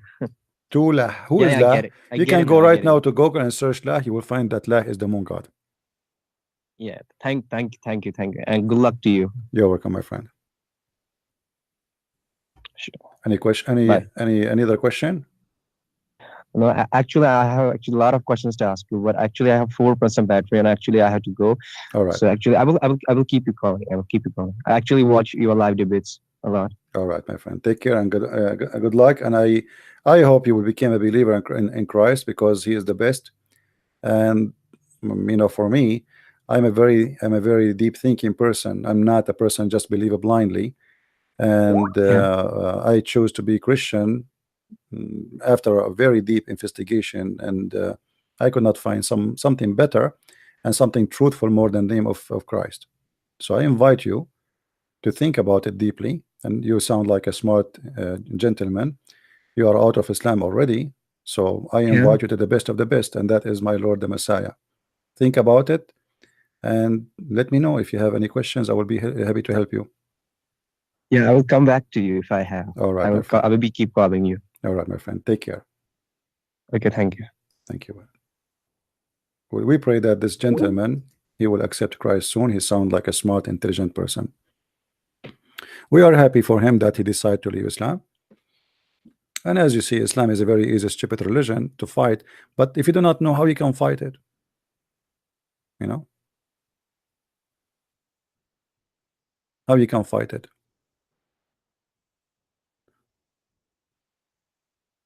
Does he even look at the chat anymore? Yeah, I look at the chat, but if I am explaining to the person in the screen, do you want me to look at the chat in the same time? Do you think I have an ant's eyes? How you aren't you seeing me? I am writing for the guy, explaining to the guy. Do you think I have 10 eyes? Why you're upset? I'm not looking at the chat anymore. How many eyes I have? People are really, I don't know what to do. Do you look at the chat anymore? Hello? Are you there, Mr. Muhammad? I'm here. All right. How I can help you, my friend? Do you have a comment about what we said? I want to explain why you were very afraid in the last call to let the people speak, to let the people hear what I was saying. I'm very afraid always. Go ahead, make me afraid again. I wish to explain that I have made a video on the channel with full subtitles. You will find it on Answers to Christians. Okay, and this video has explained all of this. Why you don't explain to us here? You know, why Muslim they get spanked in when they call me, and then later they make a video to explain how the spanking happened. Explain, defend yourself. Here we go. Go ahead. Okay, طب you made. I want to speak about. I want to ask you a question. Would you accept a prophecy after Jesus, or would you not accept it? A prophecy after Jesus? Yes. Well, I made a prophecy yesterday. Yesterday I said there's somebody is going to have an accident in the highway. Would you accept a prophet after Jesus if he comes with evidence, or would you not accept him? Well, evidence? Okay, what evidence? Show me. Go ahead. I'm not going to accept a prophet without telling me what is the evidence, who is the prophet. I mean, you want me to accept just to accept? If you can show me something good, let us see. Go ahead. Don't you claim that prophecy is known through evidence? My friend, somebody, he is a prophet, he have to provide in the Bible, give us a category for a prophet. He have to prophesy in the name of the true God, and his prophet, and his prophecy have to come to be true. If you miss one of them, you are a false prophet. Go ahead. You said that Muhammad and Jesus, they were different. They were Muhammad, Jesus is the truth, whereas Muhammad is a liar. Muhammad is not a liar. Muhammad is a lying manufacturer. You claimed that Muhammad sallallahu alayhi wasallam, that Muhammad he was looking for the world, whereas when you look at his biography, you find that he didn't care about this world for the least. All he cared about was that people say La ilaha illallah, that they worship the one. Really? So why Muhammad he owned many slaves and he have many wives, and why he asked for the fifth of every attack from the booty? Why the Muslims accuse him of stealing underwear? Do you have an answer? I can tell you that slavery was acceptable before Muhammad. Yeah, but why he owned slaves? Why he don't care for the world, as you said? No problem. I understand at that time it was accepted, no problem. But why he want to have more and more slaves? If he don't care for the world, why he don't say, okay, all the slaves go free? I don't want the slaves. I don't want money. Did your prophet say, if you want to meet me to speak with me in a private, you have to pay me? Yes or no? He didn't say that. No. Do you wanna bet? Allah subhanahu wa ta'ala, he My told friend, the here we Prophet go. sallallahu See, alayhi wasallam. Allah told him. Well, I can say, okay, Yes. Allah told him to get money for seeing people. That's clear. Allah told the believers. My friend, Allah told the believers. yeah, told the believer. But who is the one who told the believers? Muhammad. What is the proof that this is Allah? Why Allah he care if Muhammad get money? Why Muhammad get money? Here we go. You are talking to me. Did I ask you for a private consultation? Listen, Prince. Listen, my friend. Listen, my friend. Listen. Don't run away. Don't run away. I am here. Guys, how many hours today I stayed with you? How many hours? 6 hours in the morning, or 5? And now God knows how many hours. Did I ask you for money? Why Muhammad is a prophet of God? I'm not a prophet. I'm just a normal human being. I'm no one. Why Muhammad? Don't tell me Allah. Don't tell me Allah. Why Allah he care? Why Allah he care that a prophet of God, if he want to meet somebody in a private, he have to be paid? Who is the one? Who paid the Prophet sallallahu alaihi wasallam? My friend, your prophet, he do not need to be paid if he is coming from God, because God will provide him. Yes, and that's you do not need to make it an obligation for everybody want to meet him in a private to pay him. Read with me. Oh, who you believe when you consult with the messenger in private, spend something. That is correct. He's asking in advance, my friend. No, you see, anyone can talk to me. Anyone can talk to me. People, they talk to me. I answer hundreds of emails. I make thousands of videos. I never ask anyone to pay me a penny. I am not a prophet. Your prophet should have a better ethic than me. Why he make a condition? Why Jesus? Listen. Why Jesus did not say? You see, my voice is not good. Why Jesus did not say, okay, pay me before you see me? The Prophet why Moses did not do the same? Can you let me ask the question just so we can have a dialogue? The Prophet ﷺ, he said, he was told to tell his people, I do not ask you for anything, for any gain. I'm not asking you for any payment. What asking? He's asking. Okay, did Allah say the fifth of every booty to the Prophet? Yes or no? That is correct. But did the Prophet take anything from it? He took it, for sure. He took it. Here we go. The Muslims are fighting over an underwear. Don't you see? Don't you read with me? The Muslims accuse your prophet. Read with me, my friend. I'm not making things up. Is that a true story or not? That the Muslims are fighting over the booty, accusing your prophet that he took an underwear. You are being very dishonest, my friend. The proof in front of you. The proof in front of you in the screen. The proof. I don't care if you are in YouTube, if you are in the moon. You keep saying to me dishonest. I'm showing the proof and the reference. This is Tafsir al-Jalalain. This is chapter 1, verse number 161. The Muslims accuse the prophet that he stole a bikini. So why you say to me you are being dishonest? Listen, I just want you to understand, Christian Prince, that you have to take it objectively. You are thinking about things in a very wrong way, and I can just point out to you that the Prophet ﷺ and Jesus, Jesus and Muhammad, they were brothers. They were brothers in faith. You cannot. You are like what you are. Seeing something which is not there, and you are just lying to the people. This is not. Okay, you see, you are being a potato now, and you don't show us. I'm lying about what? Show us I lied about what? Did the Muslims? Did the Muslims accuse your? Answer me. Did the Muslims accuse your prophet to be fraud? Yes or no? The Prophet ﷺ, the Sahaba and the companions of the Prophet, accuse him to be fraud. Yes, no, this is a lie. Here we go, guys. Does it say in the front of me? Does it say in the front of you in the interpretation of the verse that he accused him to be a fraud? Do you see the word of fraud? Allah subhanahu wa ta'ala. Allah subhanahu wa ta'ala. What does this mean? Does this mean that that he did take anything? When you tell me if the believers, if I am a prophet and my companion accuse me to be fraud, what about the strangers? If the one who believe in Muhammad accuse him to be fraud, that's mean he's a fraud. when nobody accused the Prophet maybe a few who is the few? Obviously your God Allah in his throne, he decided to write about it that Muhammad, he stolen underwear.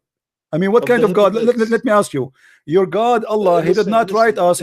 Your God, he did not write. I'm not listening. Listen, you wait. Let me prove to you that you are trying to escape the truth. Did your prophet have sex with 6-year-old girl? Yes. Did your prophet kidnap women from their houses? Yes. Did he steal money? Yes. Did he torture a Jew guy for asking him for the money he hid under the ground, which is his money? Yes. Did Muhammad, he cut a woman 2 pieces when she was alive just because she made a poetry against him? Yes. She is 85 years old. What kind of a prophet he is, the one you have? What kind of a man? He cut a woman 2 pieces when she's alive and she is 85 years old. Where is the mercy? Where is the ethic? There is Islam is the highest ethic. Islam is the highest. What is the ethic? Here we go. Okay, is it the ethic? Is it the ethic to have sex with 6-year-old girl?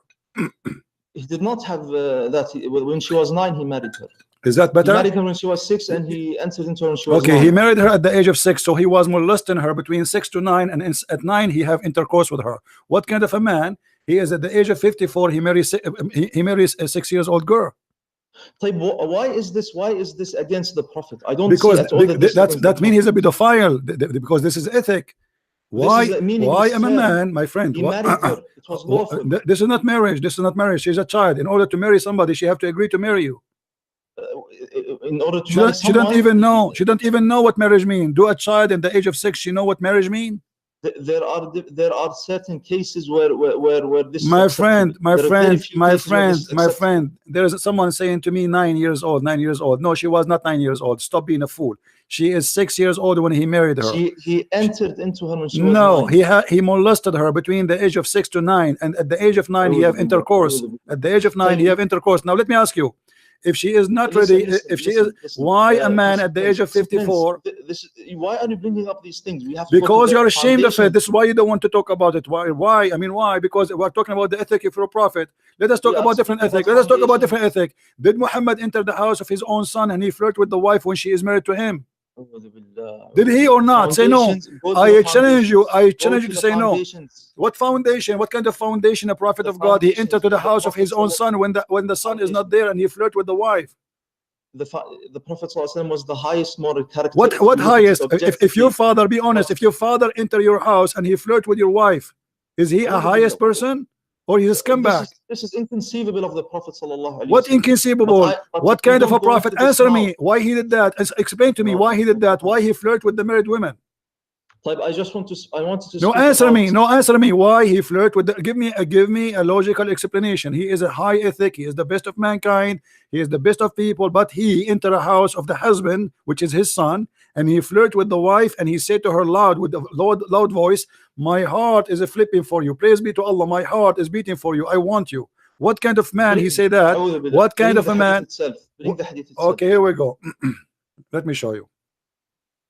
Guys, he said to bring the hadith itself, right? The second I will show it to him, he will say, "I don't believe in this." So just wait. Hold on. It has to be. Hold on. Not necessarily. Hold on. Not necessarily. Yeah. It's authentic. Yeah. Has to be Yeah. Authentic. It's your books. Nothing in your book is authentic anyway. My friend, nothing in your books is authentic. Nothing in your book is authentic. The Quran is not authentic. The Hadith is not authentic. Muhammad is not authentic. Allah is not authentic. So why are you asking for something authentic? All of you is not authentic. And when you say, okay, listen, and you are the one who said it have to be authentic, and this is a proof that Islam is a false religion. Because why you Muslims have books are not authentic about the Prophet? Because you Muslims are liars. Otherwise, you tell me. It is because we Muslims, we narrated everything, the lies and the good things. You narrated the lies about your prophet. I mean, this is a wonderful job. Let me ask you a question. Did your prophet say, "Don't write hadith about me"? No, we transmitted everything. Did your prophet say, "Don't write the hadith about me"? Yes or no? He did say that. Okay, so why you write the hadith? Because you don't understand what is the context. No, tell me. No, why you write the hadith? If he said to you, don't write hadith. Why you write the hadith? I want to have a dialogue, just to make sure that you understand. If you are honest, you will come to the truth. If you are dishonest, people will find out the truth. you should care about the truth. So My let us friend, speak. my friend, I'm letting you speak. I'm asking you. Why But the you're not letting why me the answer. prophet? Why the prophet? He said, "Don't write the hadith," and you Muslim write the hadith. Who is stupid here? The Prophet sallallahu alaihi wasallam. There are now many points. Can we go into them one by one? Yeah, we just go to the one about your prophet flirting with Zainab. Bring the hadith itself. All right. Put it on YouTube.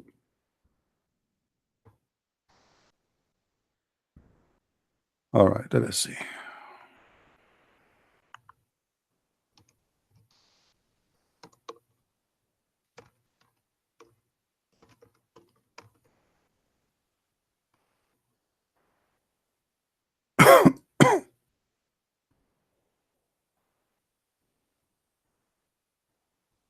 And I just want to clarify that I'm not a sheikh, because I you don't say care that if I'm a I don't sheikh, care and if people you're now understand that I'm a sheikh. I'm not a sheikh. my friend. I don't care if you're a sheikh or not. Who cares? This is not the last of my worry. But I care that What you don't are you and say that preparing I'm a yourself to say that you know nothing? You know, is that No. what? Okay. Alhamdulillah, I am inshallah, I'm on light from Allah. I'm on guidance. Okay. You are in error. Okay. But let's we see. have to have dialogue so that we reach all the right. All right. Okay. Okay. Here we go. Let us go. Do you have the Quran with you? I told you I memorized it. Okay. Which chapter in the Quran speak about Zayd? Which verse? فلما قضى زيد منها وطرا الأحزاب, the 6th page. The Hizab what? 6th page. What 6th page? No, which verse? I don't remember. I don't remember. فلما قضى زيد منها وطرا. All right. All right. So this is a chapter 33, verse number 37. We will go to the interpretation. I will make you read with me, so you don't say I'm making things up.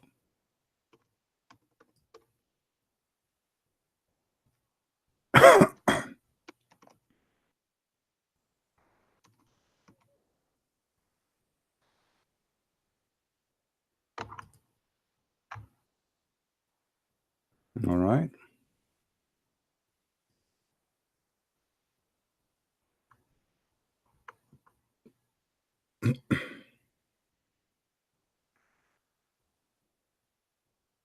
All right. Let us see.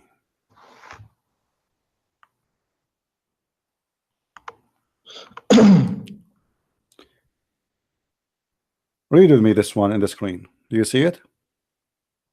1 second. Where is the hadith? Yes. Okay. 1 second. Just a second, because I'm working from YouTube. It's on the screen now? Yeah. Okay, good. I don't see it yet. 1 second. Yes, now I see it. طيب. Read and translate for us, please. طيب, what is this?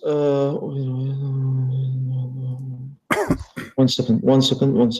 Where did you get this? 1 second. قلت هذا القدر الذي أخرجه مسلم في صحيحه. Okay, can you go up just a little bit up so I can read from the beginning a little bit?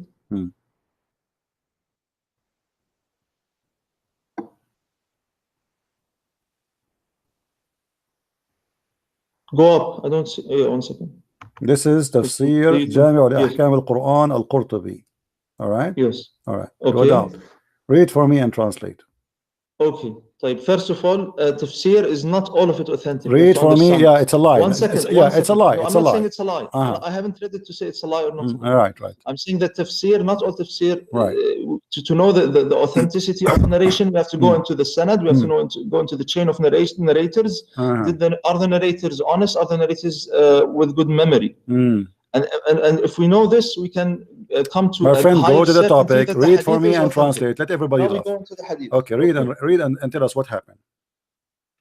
Yes. تقول الذي أنعم الله عليه وأنعمت عليه أمسك عليك زوجك وتقرأ. قلت هذا القدر الذي أخرجه مسلم في صحيحه. What is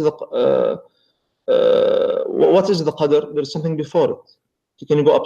My friend, read the one I highlight for you, the riwayah, the story, not the rest. إن زيدا تورم ذلك منه حين أراد أن يقربها. Read. 1 second.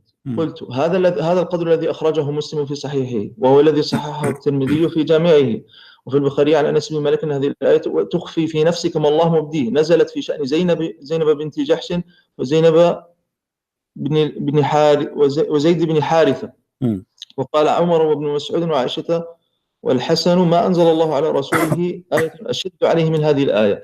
طيب وقال الحسن وعائشة لو كان رسول الله صلى الله عليه وسلم كاتما شيئا من الوحي لكتم هذه الآية لشدتها عليه. يعني what is he saying here? He is saying that my friend, all of this you read for me is not we have to important, know my friend. No, just read the story for me. Does it say here? You see, I'm trying to avoid the story. Read the story. Read the story. أنه أمسى زيد فأوى إلى فراشه قالت زينب ولم يستطعني زيد. Read. Go ahead and translate. طيب وروي في الخبر أنه أمسى زيد فروي في الخبر. What is الخبر? What does خبر mean? Oh. What does it mean?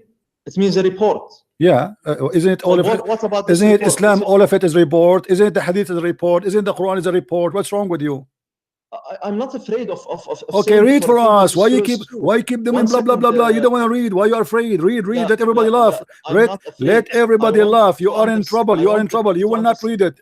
Prove to me you are not afraid. Read. Continues. Just read and translate.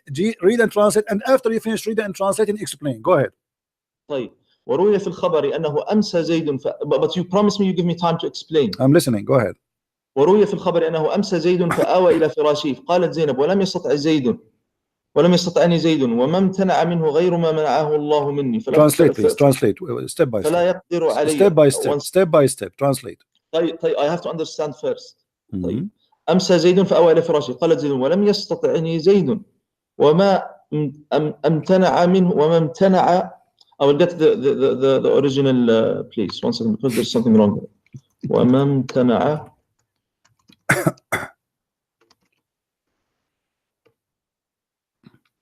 Let us make it simple, my friend. It's going to take you 10 hours to read it, and suddenly you do not know Arabic. Suddenly you do not know Arabic. Suddenly he need to understand, guys. Suddenly, so why you don't read? Why you are giving it all this time? Does it? Let us make it short. Does it make short? Does Aisha? Does Zainab says that Zaid he wanted to have sex with me, and Allah did not allow him to have sex? Yes or no? وما امتنع منه غير ما منعه الله منه. Yeah, does it say that? Do you agree? فلا يقدر عليه. Yeah, do you agree that he tried to sleep with her, but Allah did not let him able to do it? Correct. هذه رواية أبي عاصم. My friend, does it say that or not? Possible. But no, it doesn't say possible. It is. This is what it says. Don't lie. Probably. Don't say properly. This is what it says in front of your eyes. Stop lying. I don't know. What do you mean you don't know? It's in front of you. Because there is. It's in front of you. It's in front of you. Now, as long we put you in the corner. Now, how Allah made the man not able to have sex with Zainab? Can you explain to us? وما امتنع منه غير ما منعه الله مني. It seems as if he was unable. Yeah, why? How? What happened? Explain. Read the rest. لا استغفر الله وما امتنع منه غير ما منعه الله مني. وما امتنع منه. Let me teach you Arabic, man. What's wrong with you? Are you sure you know Arabic? Let me read for you. Shut up. Let me read for you Arabic, man. You do not know how to read Arabic. You are repeating the same sentence for the last 15 minutes, and you keep repeating. No, and you claim that you know Arabic and you know Quran by heart.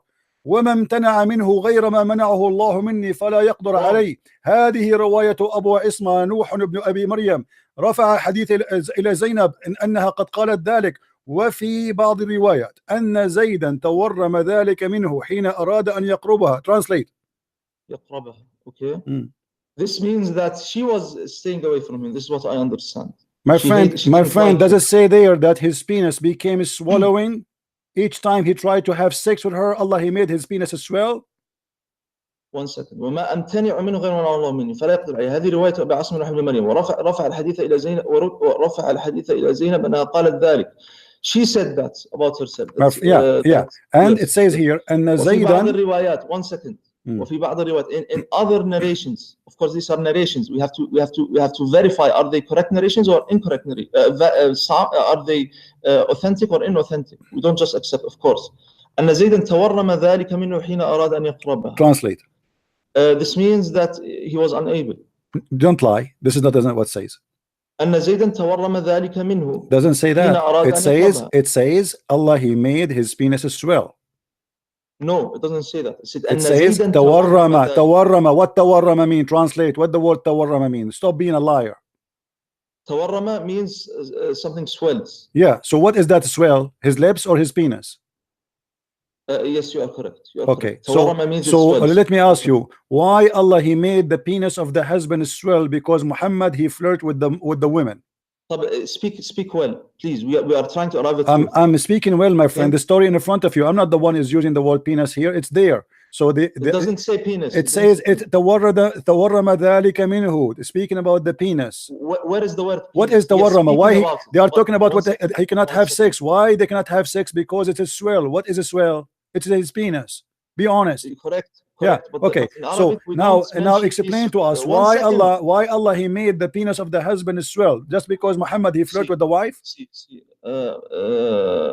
Christian Prince, when we speak terms, we speak in good ways. We don't use fahish. Are you saying the word? Are you saying the word penis is fahish? The way you are saying it is in a very isn't it your prophet? He says the one who is proud about his father, go and tell him to bite his father penis. That is correct in a very, very, very extreme. It's correct, sense. guys. Did you hear? It's correct. So we have a prophet. We have a prophet. He said to people, go and bite the penis of your father, and he is saying to me, don't use the word penis. What kind of a prophet? He said, go and bite the penis of your father. You said that, not me. Everybody heard you. You said this is correct. What kind of a prophet? Doesn't matter. What kind of a prophet he said that? He never used any rude words. The Prophet ﷺ. You just said he said that. You just said he said that. No, he said that if a person comes and trying to bloat about himself and say, I am the son of this person, I am the son of that person, trying to make like for example discord and make enmity between people, like saying I am better than you, I'm better than you. He said, let him tell him bite. Thank you, guys. He just said the word ayr, which mean excuse my language, the word dick. Exactly, not even penis. I'm being polite saying the word penis. Look what happened now. You just said if somebody is proud about his family, tell him to go and buy the dick of his penis. But isn't it your prophet in the hadith? He said, isn't it your prophet said? Isn't it your prophet? He said, I am from Hashim and Hashim are the best. No, the Prophet says, "Wala fakhra," and there is no proud. No, hold on. No, he said, and he chose me from the best. I am from. He called all the tribes, and he said, and the best of all the tribe is Hashim, and I am the best of Hashim. You want to show the hadith? So we should. He is the best of Hashim. Yes. Should we say to Muhammad, go and buy the penis of your father?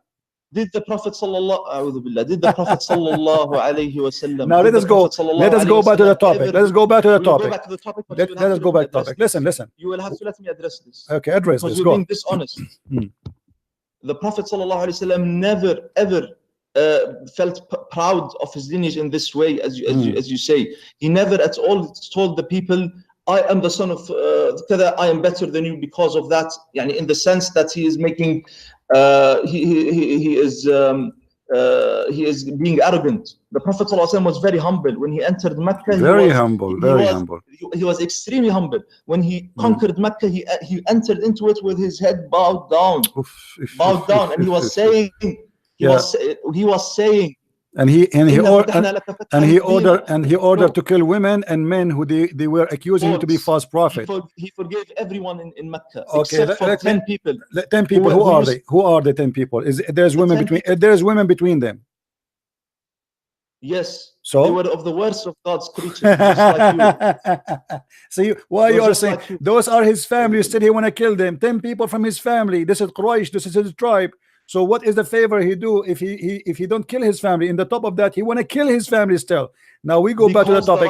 Abdul, what right of Allah? You see, your prophet is a perverted man. Here we go. He claimed you Muslims. You claim that Muhammad he went to the house. Muhammad he went to the house of his own son. He flirted with the wife, and then because he flirted, Allah he was listening. So the man he came back home. He wanted to sleep with his wife. Allah he did bite the penis of the husband, and he made his penis swell. So now he can't sleep with her. Explain to us what kind of miracle is that?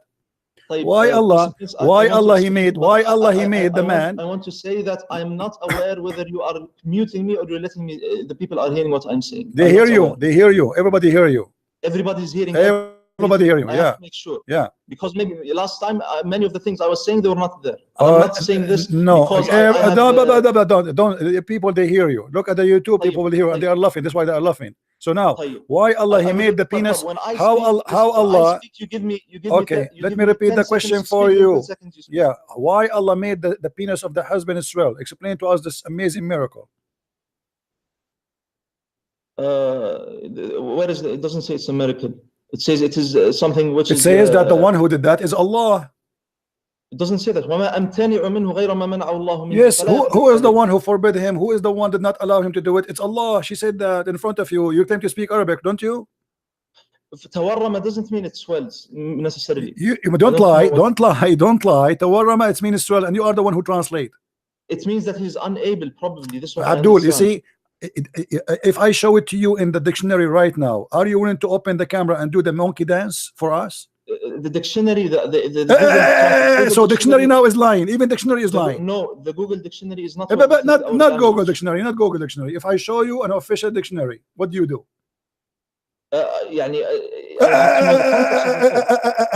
You see, you are a liar. You are certified liar. Shame on you. I am telling you, I don't know this hadith. I'm willing to look into my friend. You don't know. You know. You are learning from a Christian prince. Admit that I am your master. I am the one who teach you Islam. Each time a Muslim, he called me. He said, "I never heard this before. I never heard this before." Donkeys. How you believe in God? You don't know what you never heard this before. What kind of a Muslim? He did not learn this before. Why you are learning from a Christian person? Not learning because from the Muslims. Not even in the Sahih. It is in your. We haven't even. My friend. Abdul. Does it say in the front of you that or not? This is not my problem. Does it say that? I can. There are many narrations which are lies. Okay, go. I'm losing my voice. And you guys, you say to me, you have to have patience. Honestly, I lost my voice. I can't even talk. God, he made the penis of the husband as well because Muhammad, he liked the wife. What kind of God this God is? I mean, I'm glad I'm single. If Muhammad is around, he will make my penis as well. Please don't. I will stay single forever.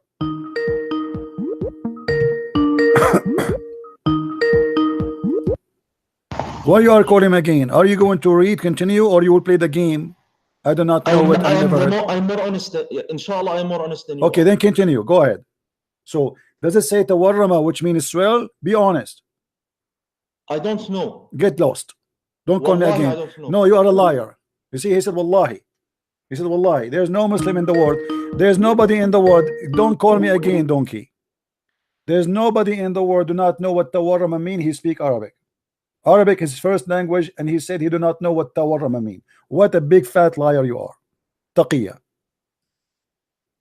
All the Muslims who know Arabic, they are laughing inside them at themselves. It says tawarrama, and tawarrama mean tawarrama. Have one meaning. It means swell. I do not know, right? Please don't forget to download the video and post it on your YouTube. Please. He called us, hey brothers and sisters, I made a video. It's called Answering Christian Prince, and I am going to expose the Christian Prince. You're right. I don't even debate myself. I will lose. Don't do that. And by the way, don't forget to buy some Vaseline because your ass will swell after all the spanking you got. I did not even start.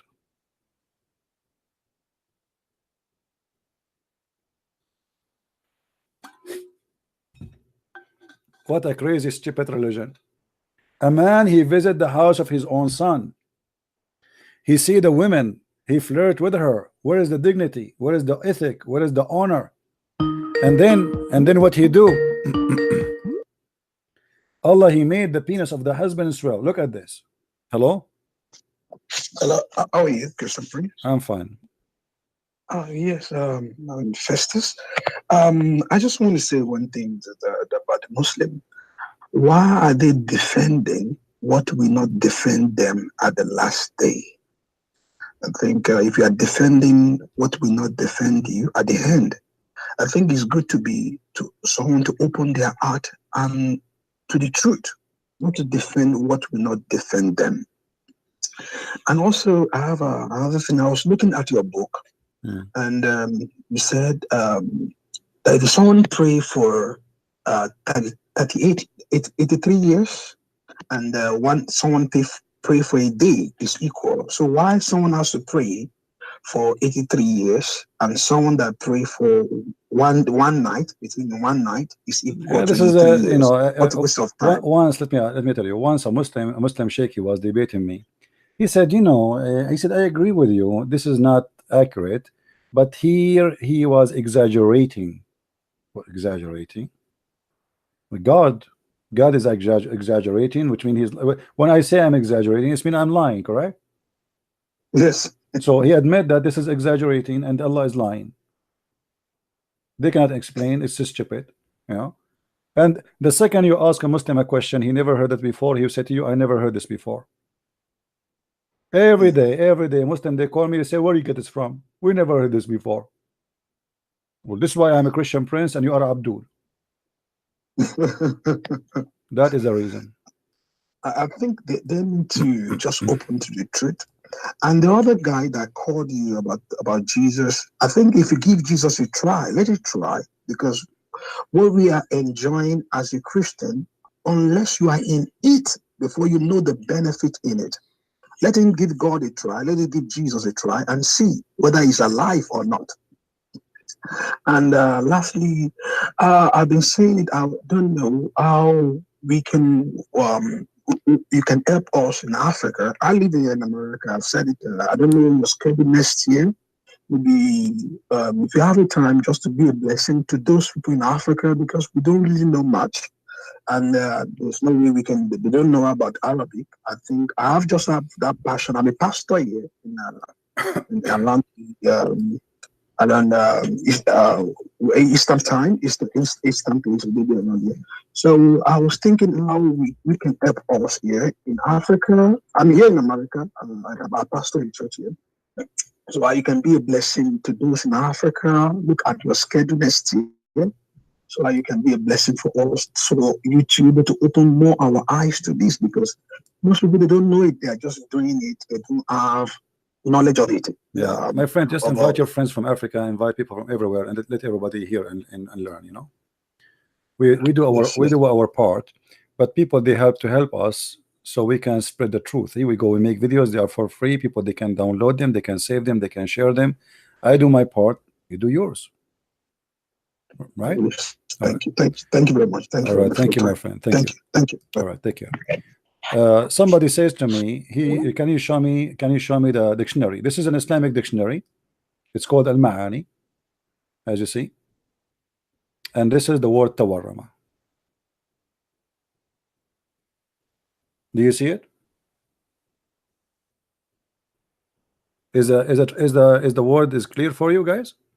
Can you read it or no? Do you see how liar he is? This is not Google. This is official dictionary, and this is the link. Here we go. I'll post it for you. They lie. They lie. They have no shame to lie. Look, suddenly he don't know Arabic. He did read the same sentence like 6 times, 7 times, 8 times. Suddenly his Arabic is bad. I need to understand before I explain to you. What does that mean? If in Zakir Naik, he can read it. If we bring Zakir Naik now, he will explain to us very easy. He will say, brother Tita, when the Prophet, he did like Zainab, beat upon her, and he was in love with her, but he was married. He went to her house and he was totally naked, and he have an underwear, and he said, my heart and my testicle are beating for you. And when the husband, brother, he came to have sex with his wife, Allah, he made a miracle. He did make his penis swell. Can your God, Christian friends, make your penis swell? Absolutely he cannot. Obviously Allah is a true God. Thank you very much. Only Allah can make your penis swell.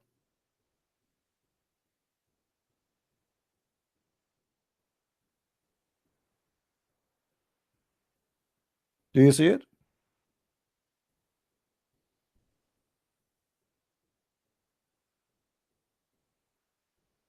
All the meaning that come with it, but all of it, it's about talking about the penis as well.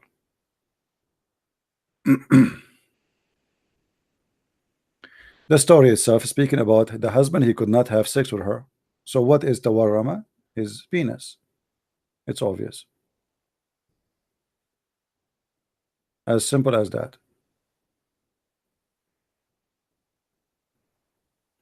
I wonder how many penis they swell in Quraysh because Muhammad, he liked the wife of somebody. I'm sure Muhammad, he liked all the wives. So I bet you all the penises in Quraysh, they were swelling. All the Arab at that time, they have a bondage around their penis. Because the Prophet, he liked the women. That's it. The second he like your wife, your penis is swell. What you can do about it? Allah is involved here. That's it. His job is what? Muhammad, he liked the women. Allah, he bring a hammer, he hit your penis. What happened? I don't know what happened here. Okay, here we go. Obviously, the Prophet, he like your wife. How you know that? Because anyone, the Prophet, he like his wife, he make his penis as well. And you tell me that the Prophet don't have miracles? Are you crazy?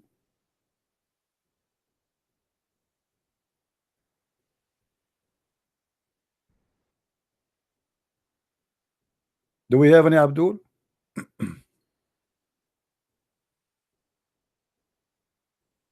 Mayday. You see, honestly, I hope I will not get sick because I have a headache. I have my voice is lost. I think I'm getting cold. I went outside, it's -7, and I throw the garbage wearing my short. You believe it? Man, I think this is what happened. Maybe this is what happened. -7. Mayday. Do we have any Abdul? No, I can tell I have a headache and I have my voice. Did you notice my voice is almost gone? I think because I'm talking too much, I'm doing too much broadcast. I should maybe take a break, maybe for a day or two, you know. I'm a liar? Yeah, I'm a liar, yeah. People, they see it in the screen, you idiot. You lie, you say it doesn't, not necessarily. Aren't you proud about this book that Allah, he make the penis of the husband swell? He is the husband, he is the lawful husband. Why Allah will not allow the man to have sex with his wife? Eat a fresh onion? Not shouldn't I drink camel urine like the Prophet he advised?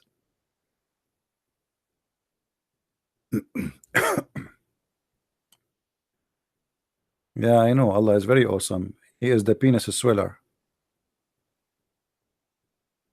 If you are a penis doctor, you open a clinic in the city of Muhammad, because you can imagine, or you cannot imagine how many men they will come to your clinic and how much money you will make.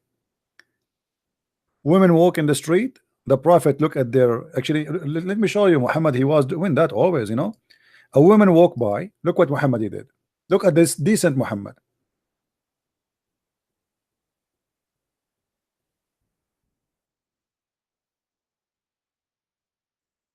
Look at this. A woman passed by and Muhammad, he got excited. Obviously he is looking at her bum. Wow. So Muhammad sitting in front of his house and he have his companion with him. A woman, she walked by. Muhammad, he stood up, he went to his wife. Recommendation to the one who sees a woman and is attracted to her to go and do his wife. This is the chapter of the book name. Do you believe it? A recommendation, brother.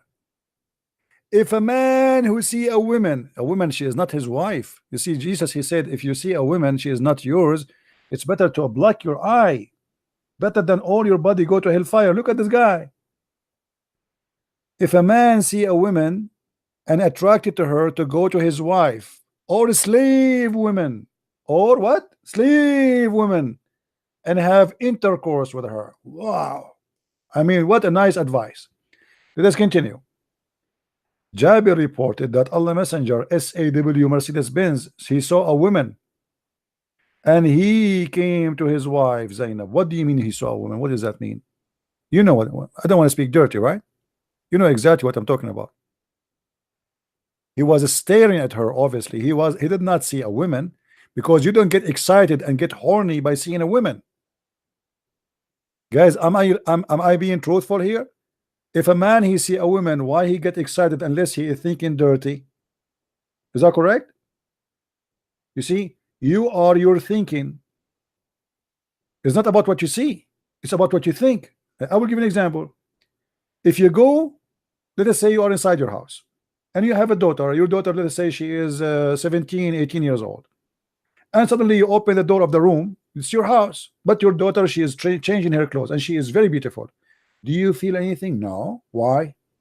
Because you will not allow yourself even to think about it, correct? But she's a woman, and she's a beautiful woman, but right away this idea is blocked in your brain. So it's not what you see, it's what you think. Do you guys understand me? It's not really what we see, it's what we are thinking about. If I think about you in a sexual way, I see a sexual thing. If I look at you as a friend, you are my friend. If I look at you as a sister, you are my sister. It is how I look at you, not what I see. So here we see that Muhammad is a perverted man. He don't see a woman in the street, he see a vagina. He see a bum. He see sexual object walking in the street. The woman, he don't even know her. So what he do? He go inside the house and he do his wife, who is busy doing leather tanning, which is very hard job to do. So he stop her. Imagine how donkey he is. I mean, is it the time now for you to have sex? Are you a mule? Can't you wait until later? No. So he forced his wife out of the work, and he do her as if she is a goat. She have no feeling. And then he come back and look what he said. He claimed that the woman is the devil, not him. Look what he said. The woman advances and retires in the shape of a devil. So when one of you sees a woman, he should come to his wife and repeal his sexual desire, not his heart. Doesn't say heart. Do Muhammad even have a heart? That is Islam. Go and read what Jesus says about looking at women, they are not yours, and see what this man is doing.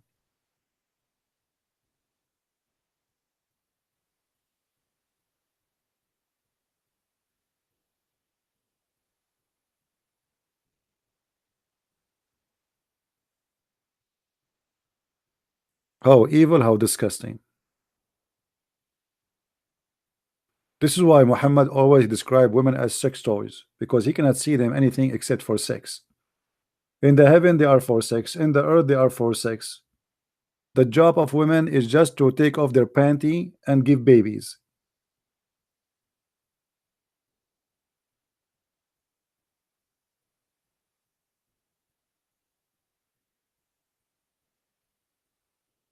Where is the ethic of Muhammad? This is satanic. And how dare you to say that the women she advanced and retired in the shape of the devil? What the woman she did nothing. If a woman she walk in the front of me and I am the one who get horny because I'm thinking dirty, why I'm blaming the woman and that she is the devil? So he you know, he don't put his guilt, his filth on him, he put it in the women. It's the woman, man.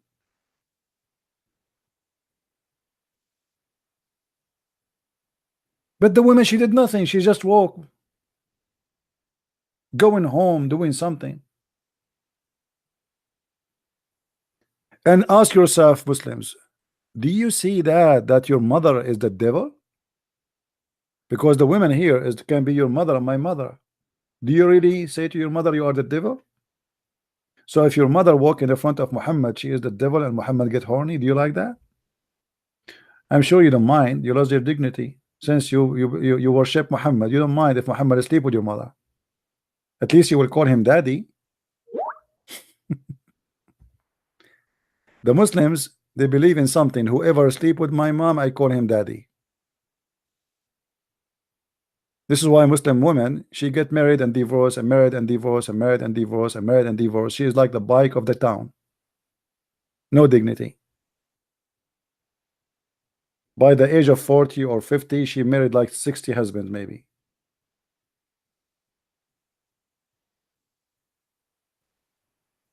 And it's a business, by the way, because each time she got divorced, she got paid. Many of them, they do it as a business. And this is why Muhammad, he allowed the mut'ah. You can marry a woman for, there's no limitation in Islam how many women you can marry. 4 in the same time, but there's no limitation. You can marry today 4, divorce them to the same day, marry new 4, divorce them in the same day, marry new 4. You can marry 100 and divorce them in the same day. Or what Islam saying, you have to marry 4 at the same time, maximum. So I marry them 4 for 15 minutes, I'll have fun with them, I divorce them, next 4, marry, divorce, next.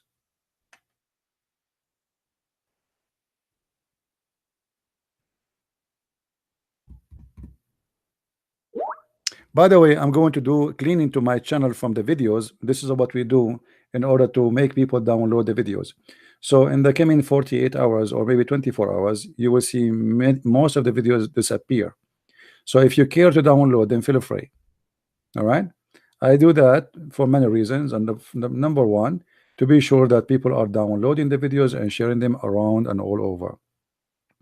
Those videos, my friend, is priceless because they are first-hand witness. Like now, our conversation with this Abdul. Take it, download it, cut it, post it around, let everybody laugh. This is Islam. Christian Prince will not live forever. I assure you, my friend, I will die. And by the way, when I die, the Muslim, they will say Allah killed him. Yeah, right. So download them. We are teaching you. We are sharing with you from my time, from my life for free. You don't pay for it. I pay death threat every day. People threaten me. People want to kill me. People want to find me. People want to hate me. I have minions who hate me. But I don't care. I do what is right.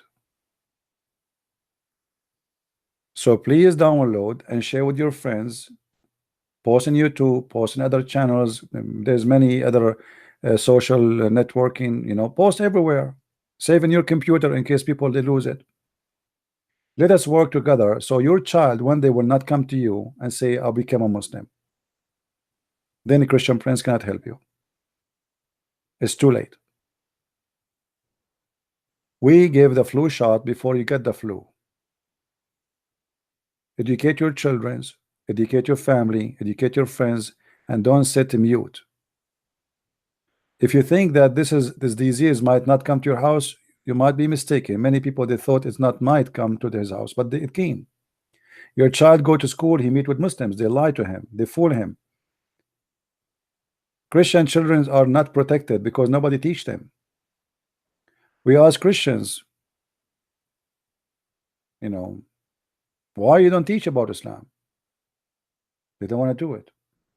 They are busy waving hands to Jesus, but this is not what Jesus wants you to do, to wave your hand. This is not what is Christianity is about.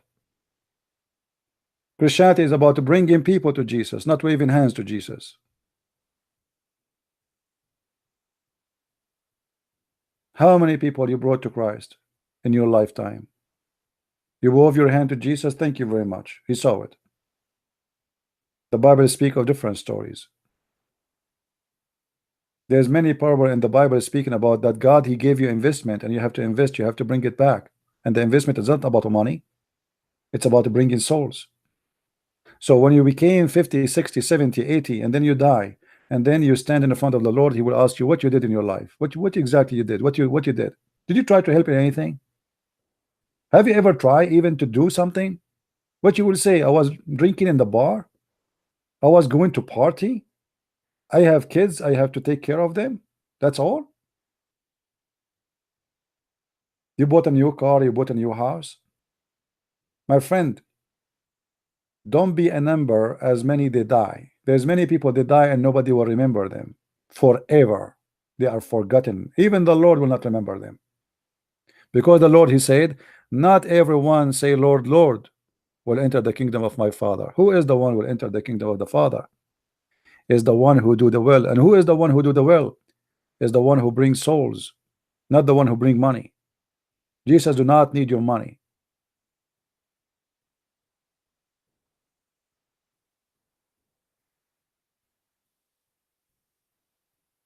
We have to work. We have to serve. No, my friend, I worship God, but by what I'm doing, my friend. You see, isn't it the Bible says that a happiness will be in the kingdom of God if one soul is saved? How many people they left Islam because they watched my videos and they became a Christians? Go and see in just last 2 weeks how many phone calls we received from Muslims who left Islam and they accepted Jesus. So you worship God not by praying only, but by doing what God asks you to do. This is an act of worship. From their fruits you shall know them, not from repeating the word, the prayer, the same as the Pharisees. The Pharisees, they repeat the words, they repeat the prayer, blah blah blah blah blah blah blah, like crazy, like a recording machine. God is not deaf. He wants your fruits. We pray and we work. A prayer with no work is a dead faith.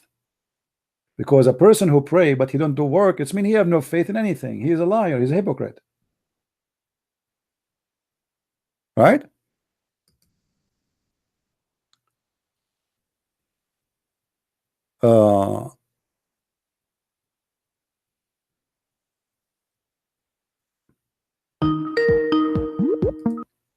Hello? Hello. Yes. Hi, Christian Prince. How are you doing, my friend? I'm fine. How are you? I'm still alive, surviving. Good. I've been watching your broadcasts lately. I've been learning a lot. Unfortunately, my husband became Muslim a few months ago. I'm Christian. Oh boy. He used to be a Christian person. I guess he was very confused. He used to study the Bible a lot. But he ended up reading Quran and he just became Muslim. Now he's trying to force me to convert if I want to stay married to him. We'll leave him then. I prefer to leave, not to be married to a person believe in the devil. Yes, I know. At the same time, ask your husband if you have the courage and he is sure from his faith to call me. Yeah, well, the only thing is that he rejects every single thing that questions Muhammad or Quran or Yeah, well, Hadith. I don't know what kind of a person he is, but obviously, did he go to jail? No. How he became a Muslim? What happened? I don't know. He started with this Hebrew Israelites, people that they claim they're the blacks from Africa and stuff, and then from them. So he's racist. Jumped. Somehow he's racist. No, he was actually, with on the, on their side. He said that yes, they are the true Israelites, and all of that, and he started, studying Bible a lot. But I guess he got into a big confusion, and then he just, started. Yeah, somebody spoke to him and Quran. somebody did deceive him. He's a victim. But anyway, if you want, try your best to make him listen to my videos or to contact me and call me. I will be happy to talk to him. Yes, this is why we say don't wait until it's too late. You see, if people do not learn about Islam before, Muslims, they can deceive them and they can lie to them, and then it's going to be too late. It's going to take time before he leave. I believe he will leave Islam, but it's going to take time. Yeah, I keep praying, and I have faith he will. Yeah, but in order to make him leave, you have to speak to him in his logic. I don't know what his logic when he talked to you, but the best way to fight a logic is to fight it with their own logic. So if you can provide me what he say to you about why he became a Muslim, then we can answer him. Yes, well, I have been actually asking him about certain things in Quran and Hadith, like the, breastfeeding of adults, the killing of the apostates, things like that. And he gives me no answer. He's like, well, I cannot answer that question now. Yeah, because he's a potato. Most of them, those who convert to Islam, they convert because, sometime people, they are searching for identity or a group. And I'm sure now, by becoming a Muslim, he have a new friends, don't he? Oh yeah, I See? think the same too. Yeah, he wants to belong somewhere. Yes, yes, he want to belong someone. He is seeking attention where he is at. People are not giving him attention, and now he will find himself important. People, they want to talk to him. People want to invite him. He became a superstar. But after some time, he will become a normal Muslim, and nobody will care for him, and he will leave Islam. The average of people who convert to Islam, they live in a maximum of 3 years. Most of Muslims who convert to Islam, they live in 3 years maximum. All right. Yeah, I hope so. Yeah. I mean, I hope it's sooner than that. Somebody's asking me to ask you: did he join the Nation of Islam? No, he actually is against them. Okay. He says they are kuffar. So what he joined? What exactly? Muslim, Sunni, Shia? What he joined? Sunni. Oh, okay, yeah. Yeah. All right. Yes. Well, I think he will leave Islam, but it's going to take time. But if he don't want to force you to convert, you better leave him then. Don't sell yourself. Don't you sell yourself to the devil. He is trying to push me to the corner, asking me, things about God and stuff, like what my belief is, and I stay on my faith. I'm not changing Christ. Yeah, be careful. Don't let the devil take you down. He will try. He will do his best. And I believe after some time he will find himself that he is not getting the attention he wanted. Mostly people who do that, they have mental issues. Sadly, I don't want to. Maybe it's hard to say that, but it's true. People, they convert to Islam, they are suffering from kind of this. They are desperate, depression, mental illness. They are lonely. There is reason, but I cannot find one person he convert to Islam because of something real, because there's nothing there in this cult. Yeah, I mean, it's shocking what the nonsense is, and they still believe in it. That's what shocks me. Yeah, he's looking for a club. He joined the club. He joined the club. From what you told me, I don't think he will stay there for long. This guy is moving from place to place. Like you see someone became a Buddha, and then became a Hindu, and then became a Muslim, and then became an atheist, and then he became a Christian, and then he became Buddha. They are, the world is full of mental illness. What we can say. Yeah, I know. Well, I'm sorry because this has happened to you. What happened to him, let it happen. For me, and you see, for me, I will not be sorry for anyone. He goes somewhere wrong. For this is his decision. As long nobody force him, okay, But for you, you better find your own way. And I don't advise you to, if he is trying, you said he's trying to force you to convert, or if you want to stay with him, which means he's making it as a condition, then you better leave him. Leave him, and don't stay with him. Yeah. I have a question. I've been trying to find this. I was watching one of your videos, and there is this verse in Quran that says that men can have sex with their daughters if they're daughters out of marriage, right? Yeah, this is in the interpretation. This is in chapter 25, verse 54. Yes, I have been trying to look for the tafsir for that, but it's only in Arabic. You cannot find it in English. Yeah, this is sadly we don't have it in our English, but I can give you the link in Arabic in case you want it, But in English, we don't have it. Yes, well, if you could give me the link, that would be helpful. But if you have my books, I think I have it. I think I have it in my books. If you have my books, if you go and get 6 on Allah, there's value number 1 and value number 2. You will get it translated. Okay, yeah, I've been wanting to get them. I haven't been able to, but I want to get them soon. Yeah. Yeah, and I'm sorry to take too much of your time. I wanted to know also, according to Islam, is it lawful a friendship between a man and a woman in Islam? Because I've No. read about it. No. People say no. No. Oh. The woman in Islam, always she is a sex object. Therefore, Muhammad, he said that, you know, when a man and a woman they are together, the third one is the devil. Shaitan, yeah. Yeah. So he described himself as a devil because he is the one who always liked to be with the women alone. The hypocrite Muhammad, he said to the Muslims, don't go and be with the women alone. But as you see, he go to his own son's house and he flirt with the wife, and Allah, he made the penis of the husband swell. You see the hypocrisy? How you say to people that you cannot be alone with the women, it's not lawful for you to do so, and then he go to his own son's house and he flirt with the wife. Not only he go, he flirt with the wife. But he flirts with her, yeah. Yeah. Yeah, so it is prohibited in Islam. I sent you the link. I sent you the link for the one about having sex with your daughter if she is daughter out of marriage to your Skype. Oh. So you can have it, you know, later if you can get somebody to translate for you.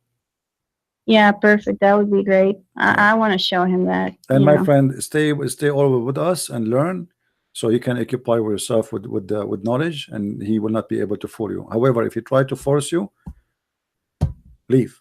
Don't ever stay. Don't ever live with the devil.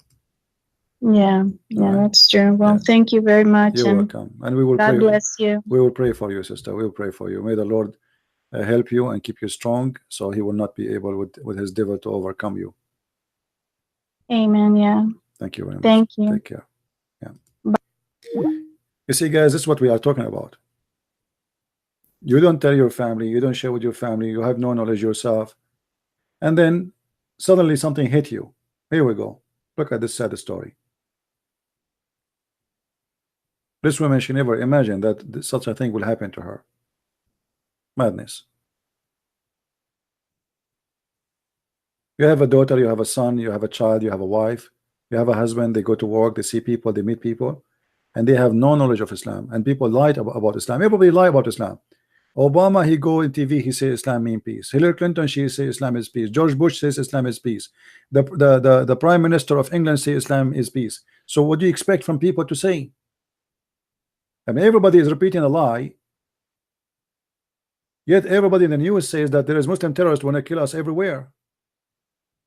Islam is peace.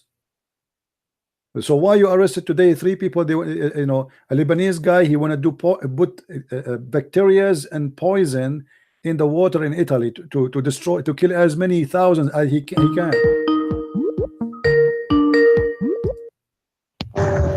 Hello. Hello. Hey, there was my friend. Hey, CP, how you doing? All right. Am I loud and clear? You are loud and clear. Okay. Yeah. I heard that last caller. The caller. I want to say a few things about that. As I remember, in my younger days around college, I was, well, I'll say I flirted with the kind of thing that the guy did. I always was a strong Christian, Okay. but that guy most likely is coming from kind of a black righteous stand against the man type thing, way of looking at it. Well, it's a couple of things. Mostly it's a self-esteem issue, and that's brought about by a lack of knowledge of history and things like that, because she said he was a Hebrew Israelite before he joined Islam, right? Now, I've talked to a few of those guys. As a matter of fact, the kid that used to go to my church started to flirt with that stuff, and it's obviously ridiculous on his face. You know, on his face, that these people would believe that they're Israelites or Jews. You know, now there are black Jews, black people that consider themselves Jews, but they're like up around Ethiopia, the other side of Africa. Us African American folks up in Europe, we're West Africans, clearly not Jews. You know, that they could buy that. It's a self-esteem issue. But when I started to see through it is when I started to, one, study Islam, Christianity apologetically here. And then I started to realize that God is bigger than this particular conflict. You know, what's happening with black folks, African American folks. He's just bigger than that. You know, black people, African Americans, are not the only people to have been enslaved. You Absolutely. know, we're not. You know, I know. Actually, black people themselves, they own slaves before too. I mean, yeah. See, you know, when you look at enough history, enough of different cultures, you realize that people are people, and it's the ideals that are good and evil that make people do good and bad. That's what it's about. And any tribe or ethnicity or any other grouping of people that you want to identify, they are capable of both doing good and evil according to what they believe. You know, I think Bill Warner says the doctrine drives the behavior. You know, you take like Islam, for instance, you got black people in Africa, sub-Saharan Africa, what are they doing? Kidnapping girls, raiding schools, stuff like that, Boko Haram. Yeah. You know, in the West, you know, India, around there, what are they doing? They're having wars, religious wars, trying to co-opt land, things like that. You have terrorist groups in Europe and that type of thing. It's the doctrine that determines the behavior. Sounds like her husband is on that same type of thing that I was on back 20 some years ago, trying to make God serve his, you know, our own individual needs as we define them, instead of us serving God. So to her, I would say I agree definitely with what you told me. Number one, if he's trying to insist that she convert to Islam, or if will not be married to her, then choose not to be married to him. Don't leave Jesus for anything at all. If I can only leave you one thing, they'll be to put all your trust in Jesus. The other thing is, this guy he just has to learn that, one, we're not the only people to go through struggles like this. You know, black people are not the only people to have been enslaved. And everybody has to deal with this. And that this is not something, well, like any other problem, this is something that people can get over and overcome. You know, God is just bigger than that. And I think it's pretty clear from what she told that his God, what he has in his mind, is not bigger than the people. You know, it's clearly not. So. Yeah, you know, those kind of people, they will leave Islam sooner or later, because this guy, he will go sooner or later through the process to know what Islam is about, and he will leave. It's just a process, you know. It's a process of in the beginning he is new. This is why I saw a video conference in Chicago where they said they were discussing why most of those who convert to Islam, maybe 97% of them, they leave Islam after 3 years maximum. You know, because simply they convert based on lies, and later they find out that it's a big fat lie and they leave. So I'm not really all those who convert, most of them they leave, and the same time when they leave they will become an enemy to Islam. You know, you remember the story of this guy convert to Islam? He was making videos since he was 16 years old. I saw some of those. You know, his old videos. He is a convert to Islam. He learned Arabic, etc. He tried to convert people to Islam. Muslim, they sponsor him, etc. And then look what happened. Now he is #1 enemy to Islam. So actually, those who convert to Islam, they can be very useful in the future to fight Islam. And I assure you that most of them, they will be the enemy of Islam, and they will be an extreme damage to Islam. You see, one of the reasons people, they listen to that video of that guy don't convert to Islam, what is the reason people listen to him?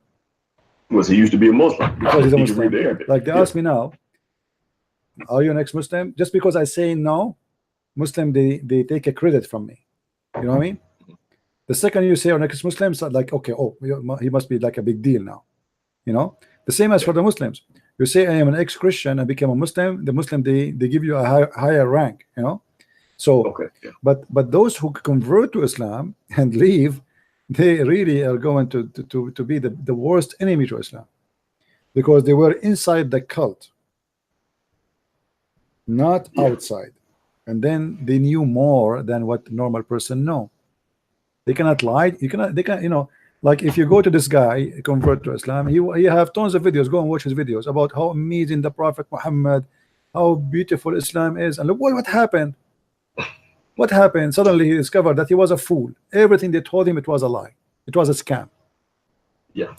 So for me, I find that those who convert to Islam are a great opportunity for future impact on the cult of Islam, not the opposite. They leave. They will leave. Yeah. Most of them, they will leave and they will do a very bad damage. So the Muslim, they might be happy for a few, you know, okay, this person convert to Islam, but wait until you see what will happen next. Yeah. There's a woman. Let me tell you the story. There's a woman. She converted to Islam, and then she called me. She was, you know, she argued with me, etc. And then one day she called me. She said, "I am out of Islam." I said, "Why?" She said, "The sheikh, you know, I asked him a story about a woman. The woman, her name is Sauda." Mm-hmm. So this, you know, the story is simply showing how Muhammad, he have no ethic. So she asked, and none of the Muslims want to talk about it, and none of the Muslims, they said to her, don't question. The Prophet is high ethic, and there's nobody can question his ethic. But the story says bad stuff about him written in more books. So what do you mean don't question? It says bad things. So what do you mean? So they forbid her from asking questions. And then the sheikh, he came to her. She said, I am young. She is a blonde. She is white. And the guy, he's an Arab, the sheikh in the mosque. Mm-hmm. So he came to her house and he knocked at the door, and she was surprised that he's in front of her door. She said, how can I help you? He said, I came to teach you how to pray. He said, but I cannot let you inside the house. I'm alone. He said, it's okay, because we are going to teach you how to pray. Nothing wrong with that, you know. And she said, okay, how you want to teach me how to pray? What I should do? I know how to pray already. I convert from a year ago, you know. Well, what do you mean you want to teach me how to pray? He said, I think you are not doing the ablution in the right way. Okay.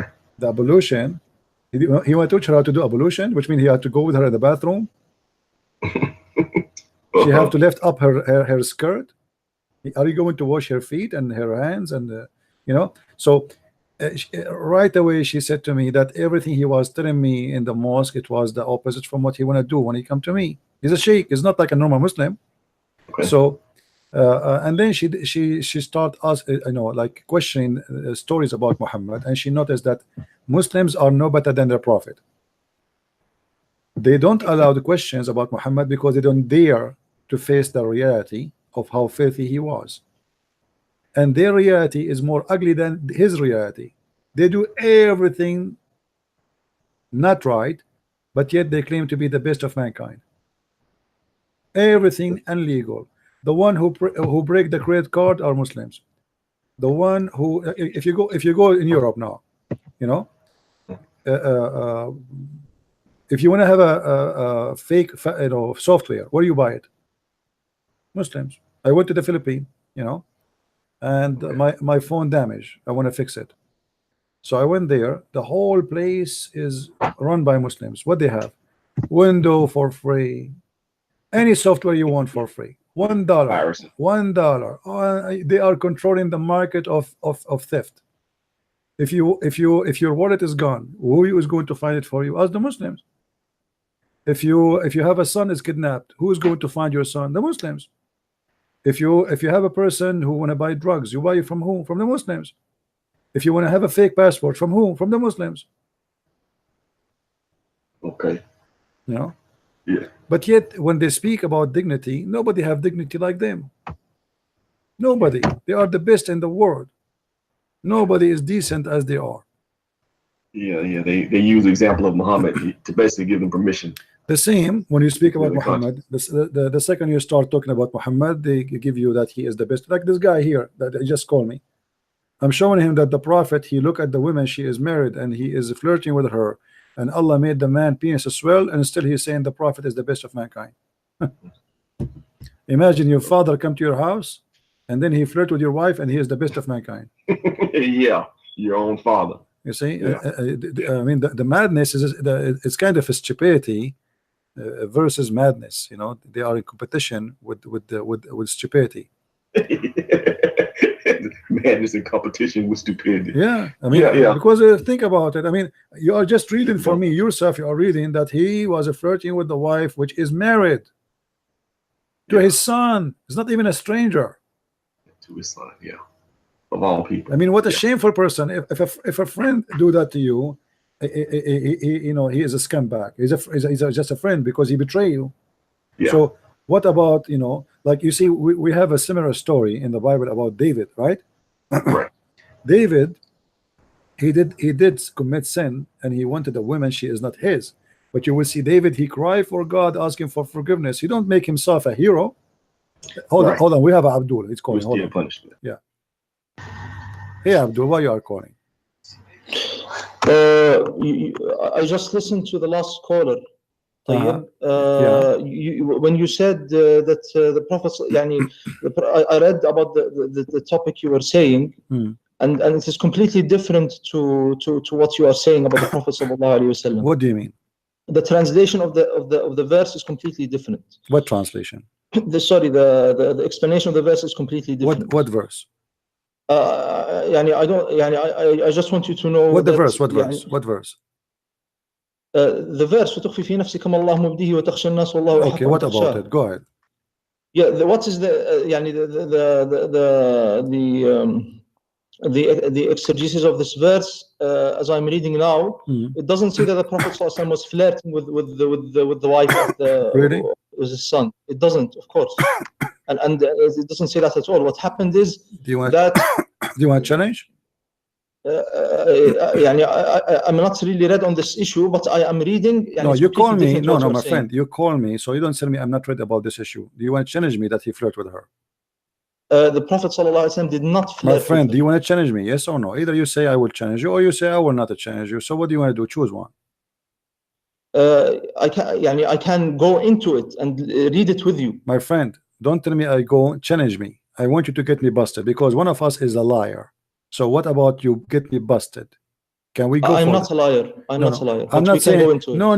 One of us is a liar. If it's not you, it must be me then. So are you willing to challenge me? No, it doesn't. Not necessarily. No, it's necessarily because it is necessarily because one of us is telling the truth and one of us is lying. It cannot be both of us not telling the truth. So I'm asking you, did your prophet flirt with the wife? Yes or no? He did not flirt. Okay. He was giving. Are you willing to challenge me? I want to say. Are you willing to challenge me? Why you don't want to challenge me? What's wrong with the challenging me and get me busted in the front of all those Christians? So long as you are fair. I'm asking you. I'm being fair. I'm asking you why you don't want to challenge me. I want to challenge you, but you have to be fair. What fair is more than being fair to challenge you? I mean, challenge me. Here we go. Why you are not asking me? You are a liar, Christian Prince. Show me where you get this from. Show me where you got this from. Okay, here we go. Thank you. So you challenge me now. That's wonderful, guys. Here we go. I will make you read it yourself, and you tell me what's happening. Remember, you did call me. That's mean you study the case now. You are ready more. You ate vitamin D. I read it quickly. I found it's completely different what you are saying. Quickly. I see. I mean, come on. He's not ready yet. Do you want me to give you a year to come back? No, go ahead. Inshallah, you'll be yeah, inshallah. Allah is not going to help you at all. Read with me. Inshallah. read with me. وقال مقاتل زوج النبي صلى الله عليه وسلم زينب بنت جحش من زيد فمكثت عنده حين ثم أنه عليه السلام أتى زيدا يوما يطلبه فأبصر زينب قائمة كانت بيضاء جسيمة من أتم نساء قريش فهويها وقال سبحان الله مقلب القلوب. Exactly. This is what I was reading. Translate. This is what I was reading. Okay, translate. Yes. Okay, translate. Exactly. Okay. Listen. Translate. Yes, translate. You translate. Go ahead. It says, of course, يعني اختلف الناس في تأويل هذه الآية. There is a difference of opinion about the meaning of the verse. You have to get. طيب, let's just get with something beneficial out of this. اختلف الناس في تأويل هذه الآية. The scholars differed according to the interpretation of this verse. ذهب قتادة بن زيد وجماعة من المفسرين. A group of those explainers, among them is الطبري, one of the greatest explainers of all times. He explained it as follows: that the Prophet sallallahu alaihi wasallam وقع منه استحسان لزينب بنت جحش. He felt يعني استحسان, which means he felt that she was يعني he wanted her. He wanted her, but she is married. Yes. No, in the heart. Yeah, but she's married at that moment. She's married, right? But he didn't flirt with her. Yeah, but she is married, right? She is married. Okay, are you allowed as a Muslim to wish a woman in your heart and she is married? This is not, you have no power over this. No. You are a human being. No. So he wished her in his heart and he have no power over that. This is love. Why did the Prophet ﷺ say? This is love, right? Okay. Yes, he loved her. Okay, now read the hadith for me. Read the hadith. Let me explain. فوقع منه استحسان لزينب بنت جحش. He felt he loved, he felt not love, but استحسان means to think of something as good. So he thought of her as good. And how did he see her? He didn't look at her intentionally. As it says that it was he by accident he saw her. Abdul, read the story and translate. Stop. Okay, translate. Okay. We translate exactly word by word. Okay. وقع منه استحسان لزينب بنت جحش. He felt towards her, feeling towards her. وهي في Islam while she was under the marriage of Zayd. وكان حريصا أن يطلقها زيد فيتزوجها. And he was wishing, he was hoping, and he was wishing, just as human beings wish, that he would get her. You see, if Zayd divorces her. You see, ثم إن زيد لما أخبره, but afterwards when Zayd told him that بأنه يريد فراقها, that he wants to divorce her, ويشكو منها غلظة قول وعسان أمر, ويشكو منها غلظة قول وعسان أمر, and he was complaining to the Prophet صلى الله عليه وسلم. Zayd was complaining to the Prophet صلى الله عليه وسلم that his wife was being harsh towards him and was being disobedient to him and was harming him with her tongue. She is so she is a bad woman. No, he was complaining about that. Okay, but obviously, if a woman she have a bad tongue with her husband, according to Muhammad, she is a bad woman, right? If she is having bad tongue, yeah, she would, but it doesn't say that. Yeah, it says that. It says. Hold on. Let's go. It says وَأَذَى بِاللِّسَانِ وَتَعَظُّمًا بِالشَّرَفِ. Read it. وَأَذَى بِاللِّسَانِ. So she have a bad tongue, and she disgrace his honor, correct? What? No, he was complaining that she has a bad tongue. Yes, she's a bad woman. So why Muhammad he want this bad woman? No, he was complaining that she has a bad tongue. Yes, he's lying or he's saying the truth. He could be emotional. What does that mean? Yeah, sometimes now you're being emotional. Okay, go read. Continue. Let us laugh. Continue. And she was thinking of herself. So you are saying that Muhammad he wanted the women. And the woman, she is a bad woman. She have a bad tongue. She is not treating her husband respectfully. No, he wanted her because she is beautiful. So he don't care even if she is a whore, just because she is beautiful. So how Muhammad noticed that this woman? Let us translate. How Muhammad noticed? How Muhammad? Hold on. How Muhammad knew that this woman is a beautiful if she is a Muslim woman and she is wearing a burqa? Because this, as it says, the curtain was, the wind blew the curtain and he took a glimpse. The curtain blew the wind. The wind blew the curtain. Explain to us. Go ahead. Yes, it's not. The curtain, guys. The curtain blew. The wind blew the curtain. I mean, Muhammad he did not look. Okay, read with me. Read. Okay. He took he by accident. Read. So okay, read. He say? We read the translation. قال له اتق الله. So he said upon after he came to complain to him, and the Prophet had seen his wife, يعني he took a glimpse at her, and he even in another narration he says, guys, he take a glimpse. glimpse. Okay. Glorified is Allah, the turner of hearts. What does this mean? It means that his heart is in the hands of Allah. He's the one who are you translating everything we see in the screen? Why you are not translating? No, it comes later, but because no, I want you to read. I want you to read. I highlighted for you. I want you to read and translate, please. No, I'm not reading on the screen. I'm reading. Okay, read what it says. وقال مقاتل. قال مقاتل. It says then. But I'm translating the same. No, thing. you are not translating. You are not. You are passing. You're jumping. I'm not on YouTube. I am not. It doesn't matter. Read and what you have in your hand. وقال مقاتل. زوج النبي صلى الله عليه وسلم زينب بنت جحش من زيد فمكثت عنده حينا ثم إنه عليه السلام أتى زيدا يوما يطلبه فأبصر زينب قائمة كانت بيضاء جميلة جسيمة من أتم نساء قريش فهويها وقال سبحان الله مقلب القلوب. What did he do? Translate. He said, yes. So when he took a glimpse, فأبصر زينب قائمة, when he looked at Zainab, he took a glimpse at Zainab. It doesn't say intentionally. The Prophet ﷺ, he taught us. What do you mean he did not say? What do you mean intentionally? He came to the house of Zayd, correct? No, it doesn't say that. It says that. ثم أتى عليه السلام زيدا يوما يطلبه. Stop lying. Probably. Yes. Yeah, properly. Okay. So فأبصر زينب قائمة. Okay. I concede فأبصر زينب قائمة. So he saw Zainab standing. Okay. Continue. Explain.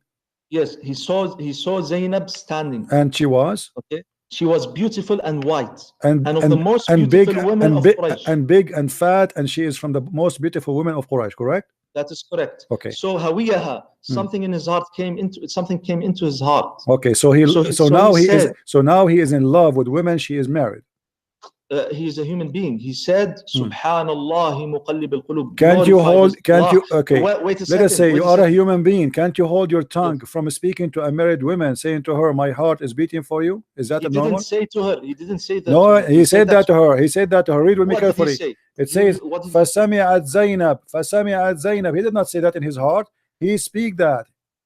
No, he spoke it, but to himself. He said, Subhanallah. If he spoke that to himself, how she heard it? She heard it. So it's not for himself, obviously, because you know that when you speak a voice which people they can hear or they cannot. So he spoke the word. So Zainab, she heard him praising her, right? Does it say that? She didn't praise it. Let us read the translation and people will understand. فسمعت زينب بالتسبيحة. What تسبيحة mean? وقال سبحان الله مقلب القلوب. Something came into his heart about her. So he said, Subhanallah, glorified is Allah, the turner of hearts. So his heart turned for her. 1 second. فسمعت زينب بالتسبيحة. Zainab understood what was going on. She heard she understood now. What she understood? She understood that she understood that the Prophet saw her. No, not saw her. That he want her. He want her. Yes. Okay, thank you. So now what she did next? She told her husband, correct? She told her husband. فذكرتها لزيد ففطن زيد لذلك. Zayd understood this. Understood what? The Prophet understood that the Prophet sallallahu alaihi wasallam he loves his wife. Wow, amazing, guys, amazing. Hold on a moment, guys. So now Zayd he come to the conclusion that the Prophet he have a relationship with his wife. You just said that the Prophet he loved his wife and he said that to his wife. Not loves her in the he thinks of her well. What do you mean he think of her well? What well? He said my heart is flipping for you. So he didn't say that to her. And you are the one who said you are the one who just said everybody heard you. You are the one who just said that now he noticed that the Prophet he want her. Christian Prince, let us translate. He want her to do what with her? You are the one who said he want her to do what with her? Zayd understood that the Prophet has feelings for his wife. فقال يا رسول الله. He said, O Prophet of Allah. 1 second. He said, Ya Rasulullah, O Prophet of Allah, إذن لي في طلاقها. Allow me to divorce her. فإن فيها كبرا تعظم علي وتؤذيني بلسانها. She has arrogance. تعظم علي وتؤذيني بلساني. My friend, your Arabic is horrible. Okay. Yes. تعظم علي وتؤذني بلسانها فقال عليه السلام أمسك عليك زوجك. So now let's translate. What does this mean? So look guys, look what happened. Hold on. I want you to confirm this. So now Zayd, after he heard that Muhammad he flirted with his wife, he went to Muhammad, he told him, and he want her, and you are the one who said that he want her. So he went to Muhammad, he said to him, you know what, let me divorce my wife, she is not really good, she is like hurting me with her tongue, she is so proud. No, the Prophet went to the Zayd went to the Prophet and he told him, oh Prophet of Allah, allow me to divorce her, because he wants him to marry her. He said, allow me to divorce her, she harmed me with her tongue. He want his father to marry his wife? He's not his father. He's his father. كان محمد أبا أحد من رجالكم. Doesn't matter. He is his father by adoption. He adopted him. He adopted him. Adoption. Yes, that's it. You are a father. You are a father. The second you adopt, your word is more than the blood as an honor. The second you say, because you Muslim have no dignity no more. You have no dignity. So the second, it's not up to you. Did he adopt him? Yes or no? The adopted son is not the biological son. Did Muhammad says أنا أبو زيد وزيد مني? Before that verse that's came, it. So Zayd, guys, he said, Muhammad, he said many times that I am the father of Zayd and Zayd is of me. That's it. Yes, but then look what happened. Then what happened? Muhammad, he got horny. He want the women. Suddenly he don't want adoption anymore. So now he fabricated a verse from Allah saying that adoption is haram. Is that correct? He didn't fabricate it. Okay, but why the verse of adoption, forbidden adoption, did not happen until Muhammad he go and see the naked women? He didn't. Let me translate and you will understand. Let us translate. فسمعت زينب بالتسبيحة فذكرتها لزيد. Zainab heard the glorification of the Prophet ﷺ, and she mentioned it to Zayd. ففطن زيد فقال, Zayd was intelligent, he understood what happened. فقال يا رسول الله إذن لي في طلاقها. O Prophet of Allah, allow me to divorce her. فإن فيها كبرا تعظم عليه وتؤذن بلسانها. She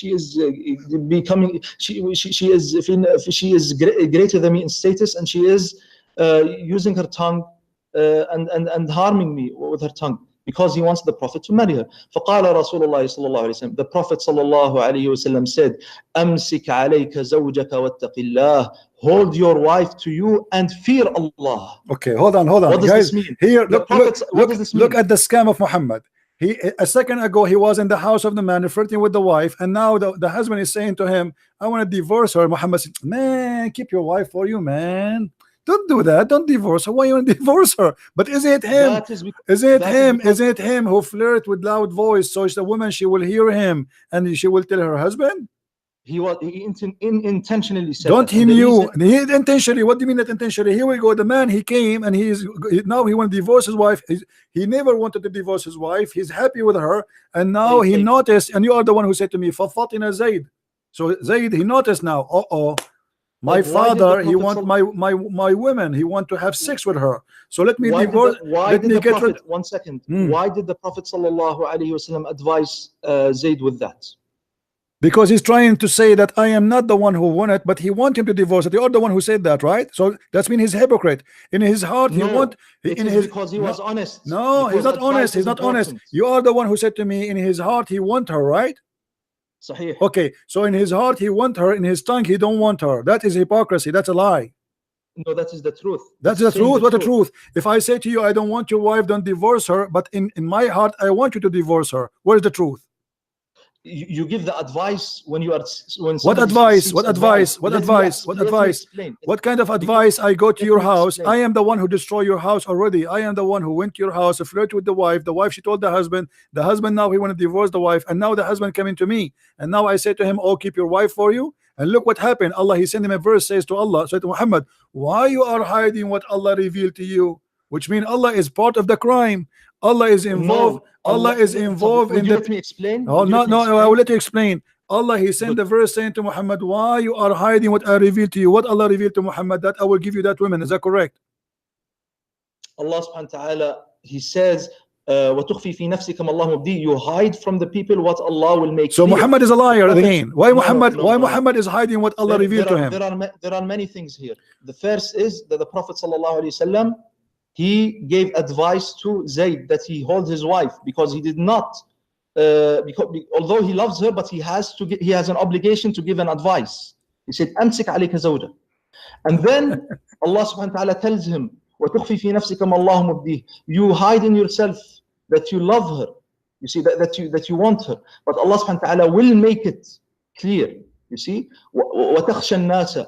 And you fear the people that they will say you married the wife of your adopted son, because that used to be something which Arabs didn't accept. Thank you very much, guy. Did he say the Arab don't accept? Yes. That was a shame. That was a shame. Arab don't do that. Arab don't marry their own. They don't do and flirt. You see, the Arab, they have more dignity than you Muslims. The Arab before Islam, they are a lot better than you. You just admitted that the Arab before that. The Prophet sallallahu alaihi wasallam. Hold on, don't tell me the Prophet sallallahu alaihi wasallam. Just go. I'm done with you. Go. We are done. What is more than this garbage? No, I lost my voice. I don't want to talk no more. Go. Skip it. Everybody's laughing. We got what we want. A prophet of God, he go to the house of the man, he flirt with the wife, he speak loudly so she would hear him. And actually, I believe already this woman, she is sleeping with Muhammad. Muhammad, he did marry her to his son so he can go there. It's an excuse. Obviously, they have a relationship together. This person was a slave. Muhammad, he married this woman to the slave so he can go to the house of the slave, and he adopted him as an excuse to go to his house. And then when Muhammad became so powerful, he do not need, guys, don't call me now, just hold on, don't call me please. Muhammad now do not need any excuse no more. That's it. He became powerful. Anytime he need anything, he say, Allah told me. So here we go. Muhammad, he forbid adoption. Don't call me, man. What's wrong with you? The person, this is not the Muslim, is calling me a mother, no Christian. Don't call me, just wait. So Muhammad now, he brought Allah to this madness. What kind of God he need to make a chapter about this? Let me block you. What's wrong with you? Where is this guy? I have to block you now. I mean, you have a madness. Go.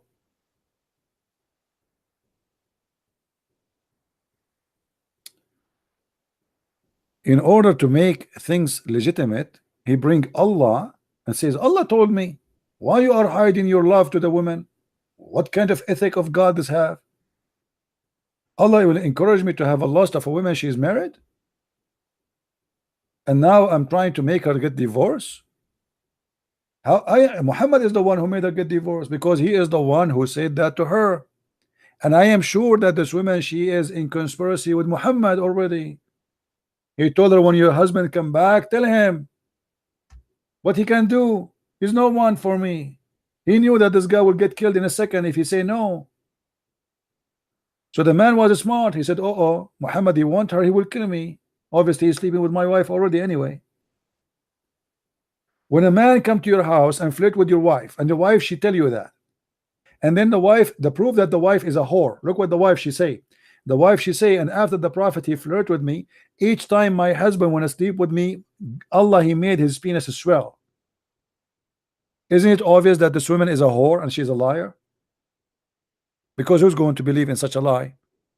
That God made the penis of the husband swell. Obviously, it's a fabricated lie. So obviously, she is in the bed with Muhammad already. She claimed that Allah is involved. It's not her and Muhammad having a relationship, cheating behind the poor husband. Here we go. Allah made the penis of my husband swell. Each time I want to have sex with me, his penis is fine. But the second he get close to me, his penis became like a balloon.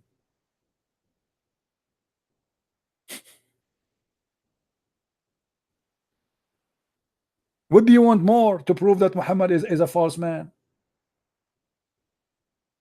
Do we need more?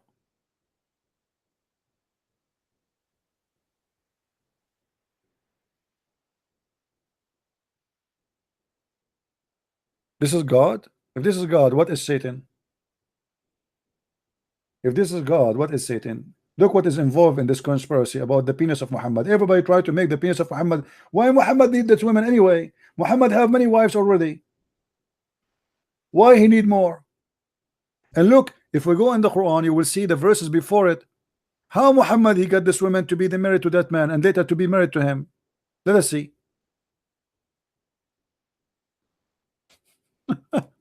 What a scam.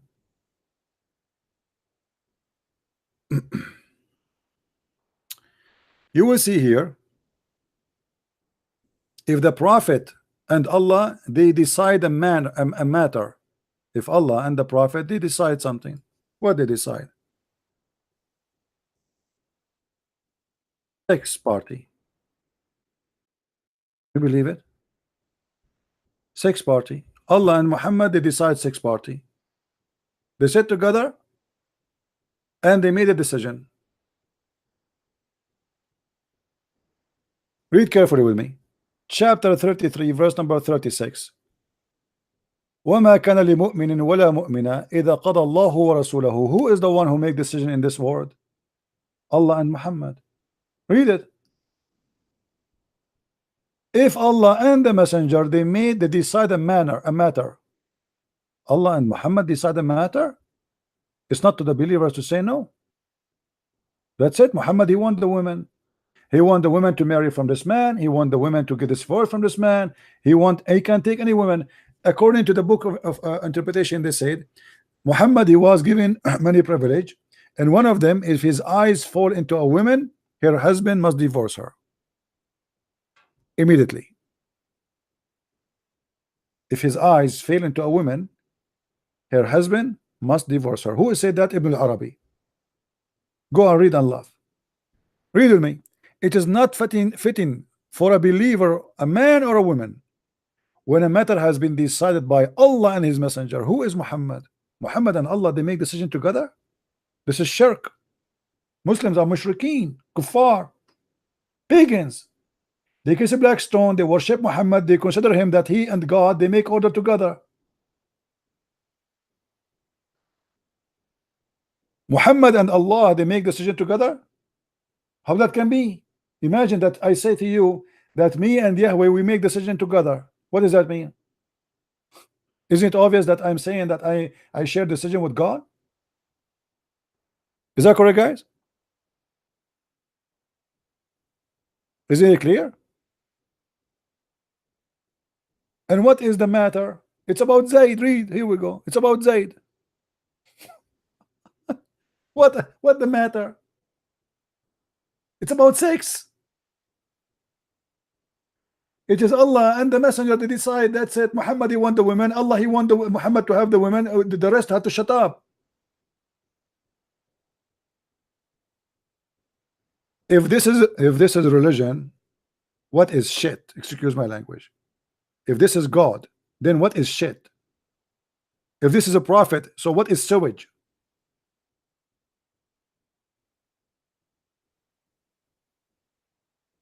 This is God.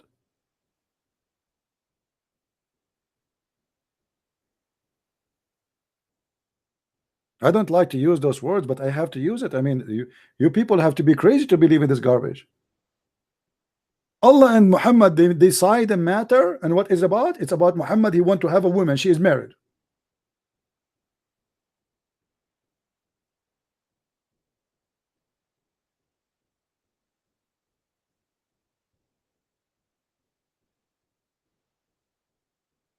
What a sick cult. Again, guys, I advise you, all of you, to download the video after we finish, especially this one and the ones before it, because I'm going to do cleaning to my channel. I might wait for 24 hours, and then you will see many videos are disappearing. The reason we do that, because we want people to download and share around. And I encourage Muslims, like this guy who called me, to download the video and post it in his YouTube. Obviously, you made a victory, my brother. Obviously. Many Muslims they will love what you did. You are the same as Muhammad Hijab. Allah he pray for, but not to.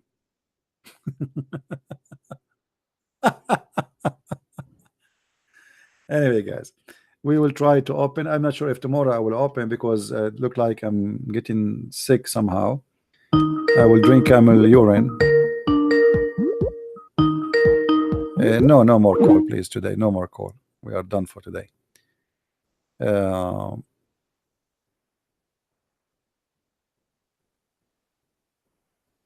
we you know, I will try tomorrow to open if I can, if I feel better, but look like I have a headache and I'm losing my voice. Anyway, tomorrow tomorrow is Friday already. I'm Friday, actually I should open Friday. Unbelievable.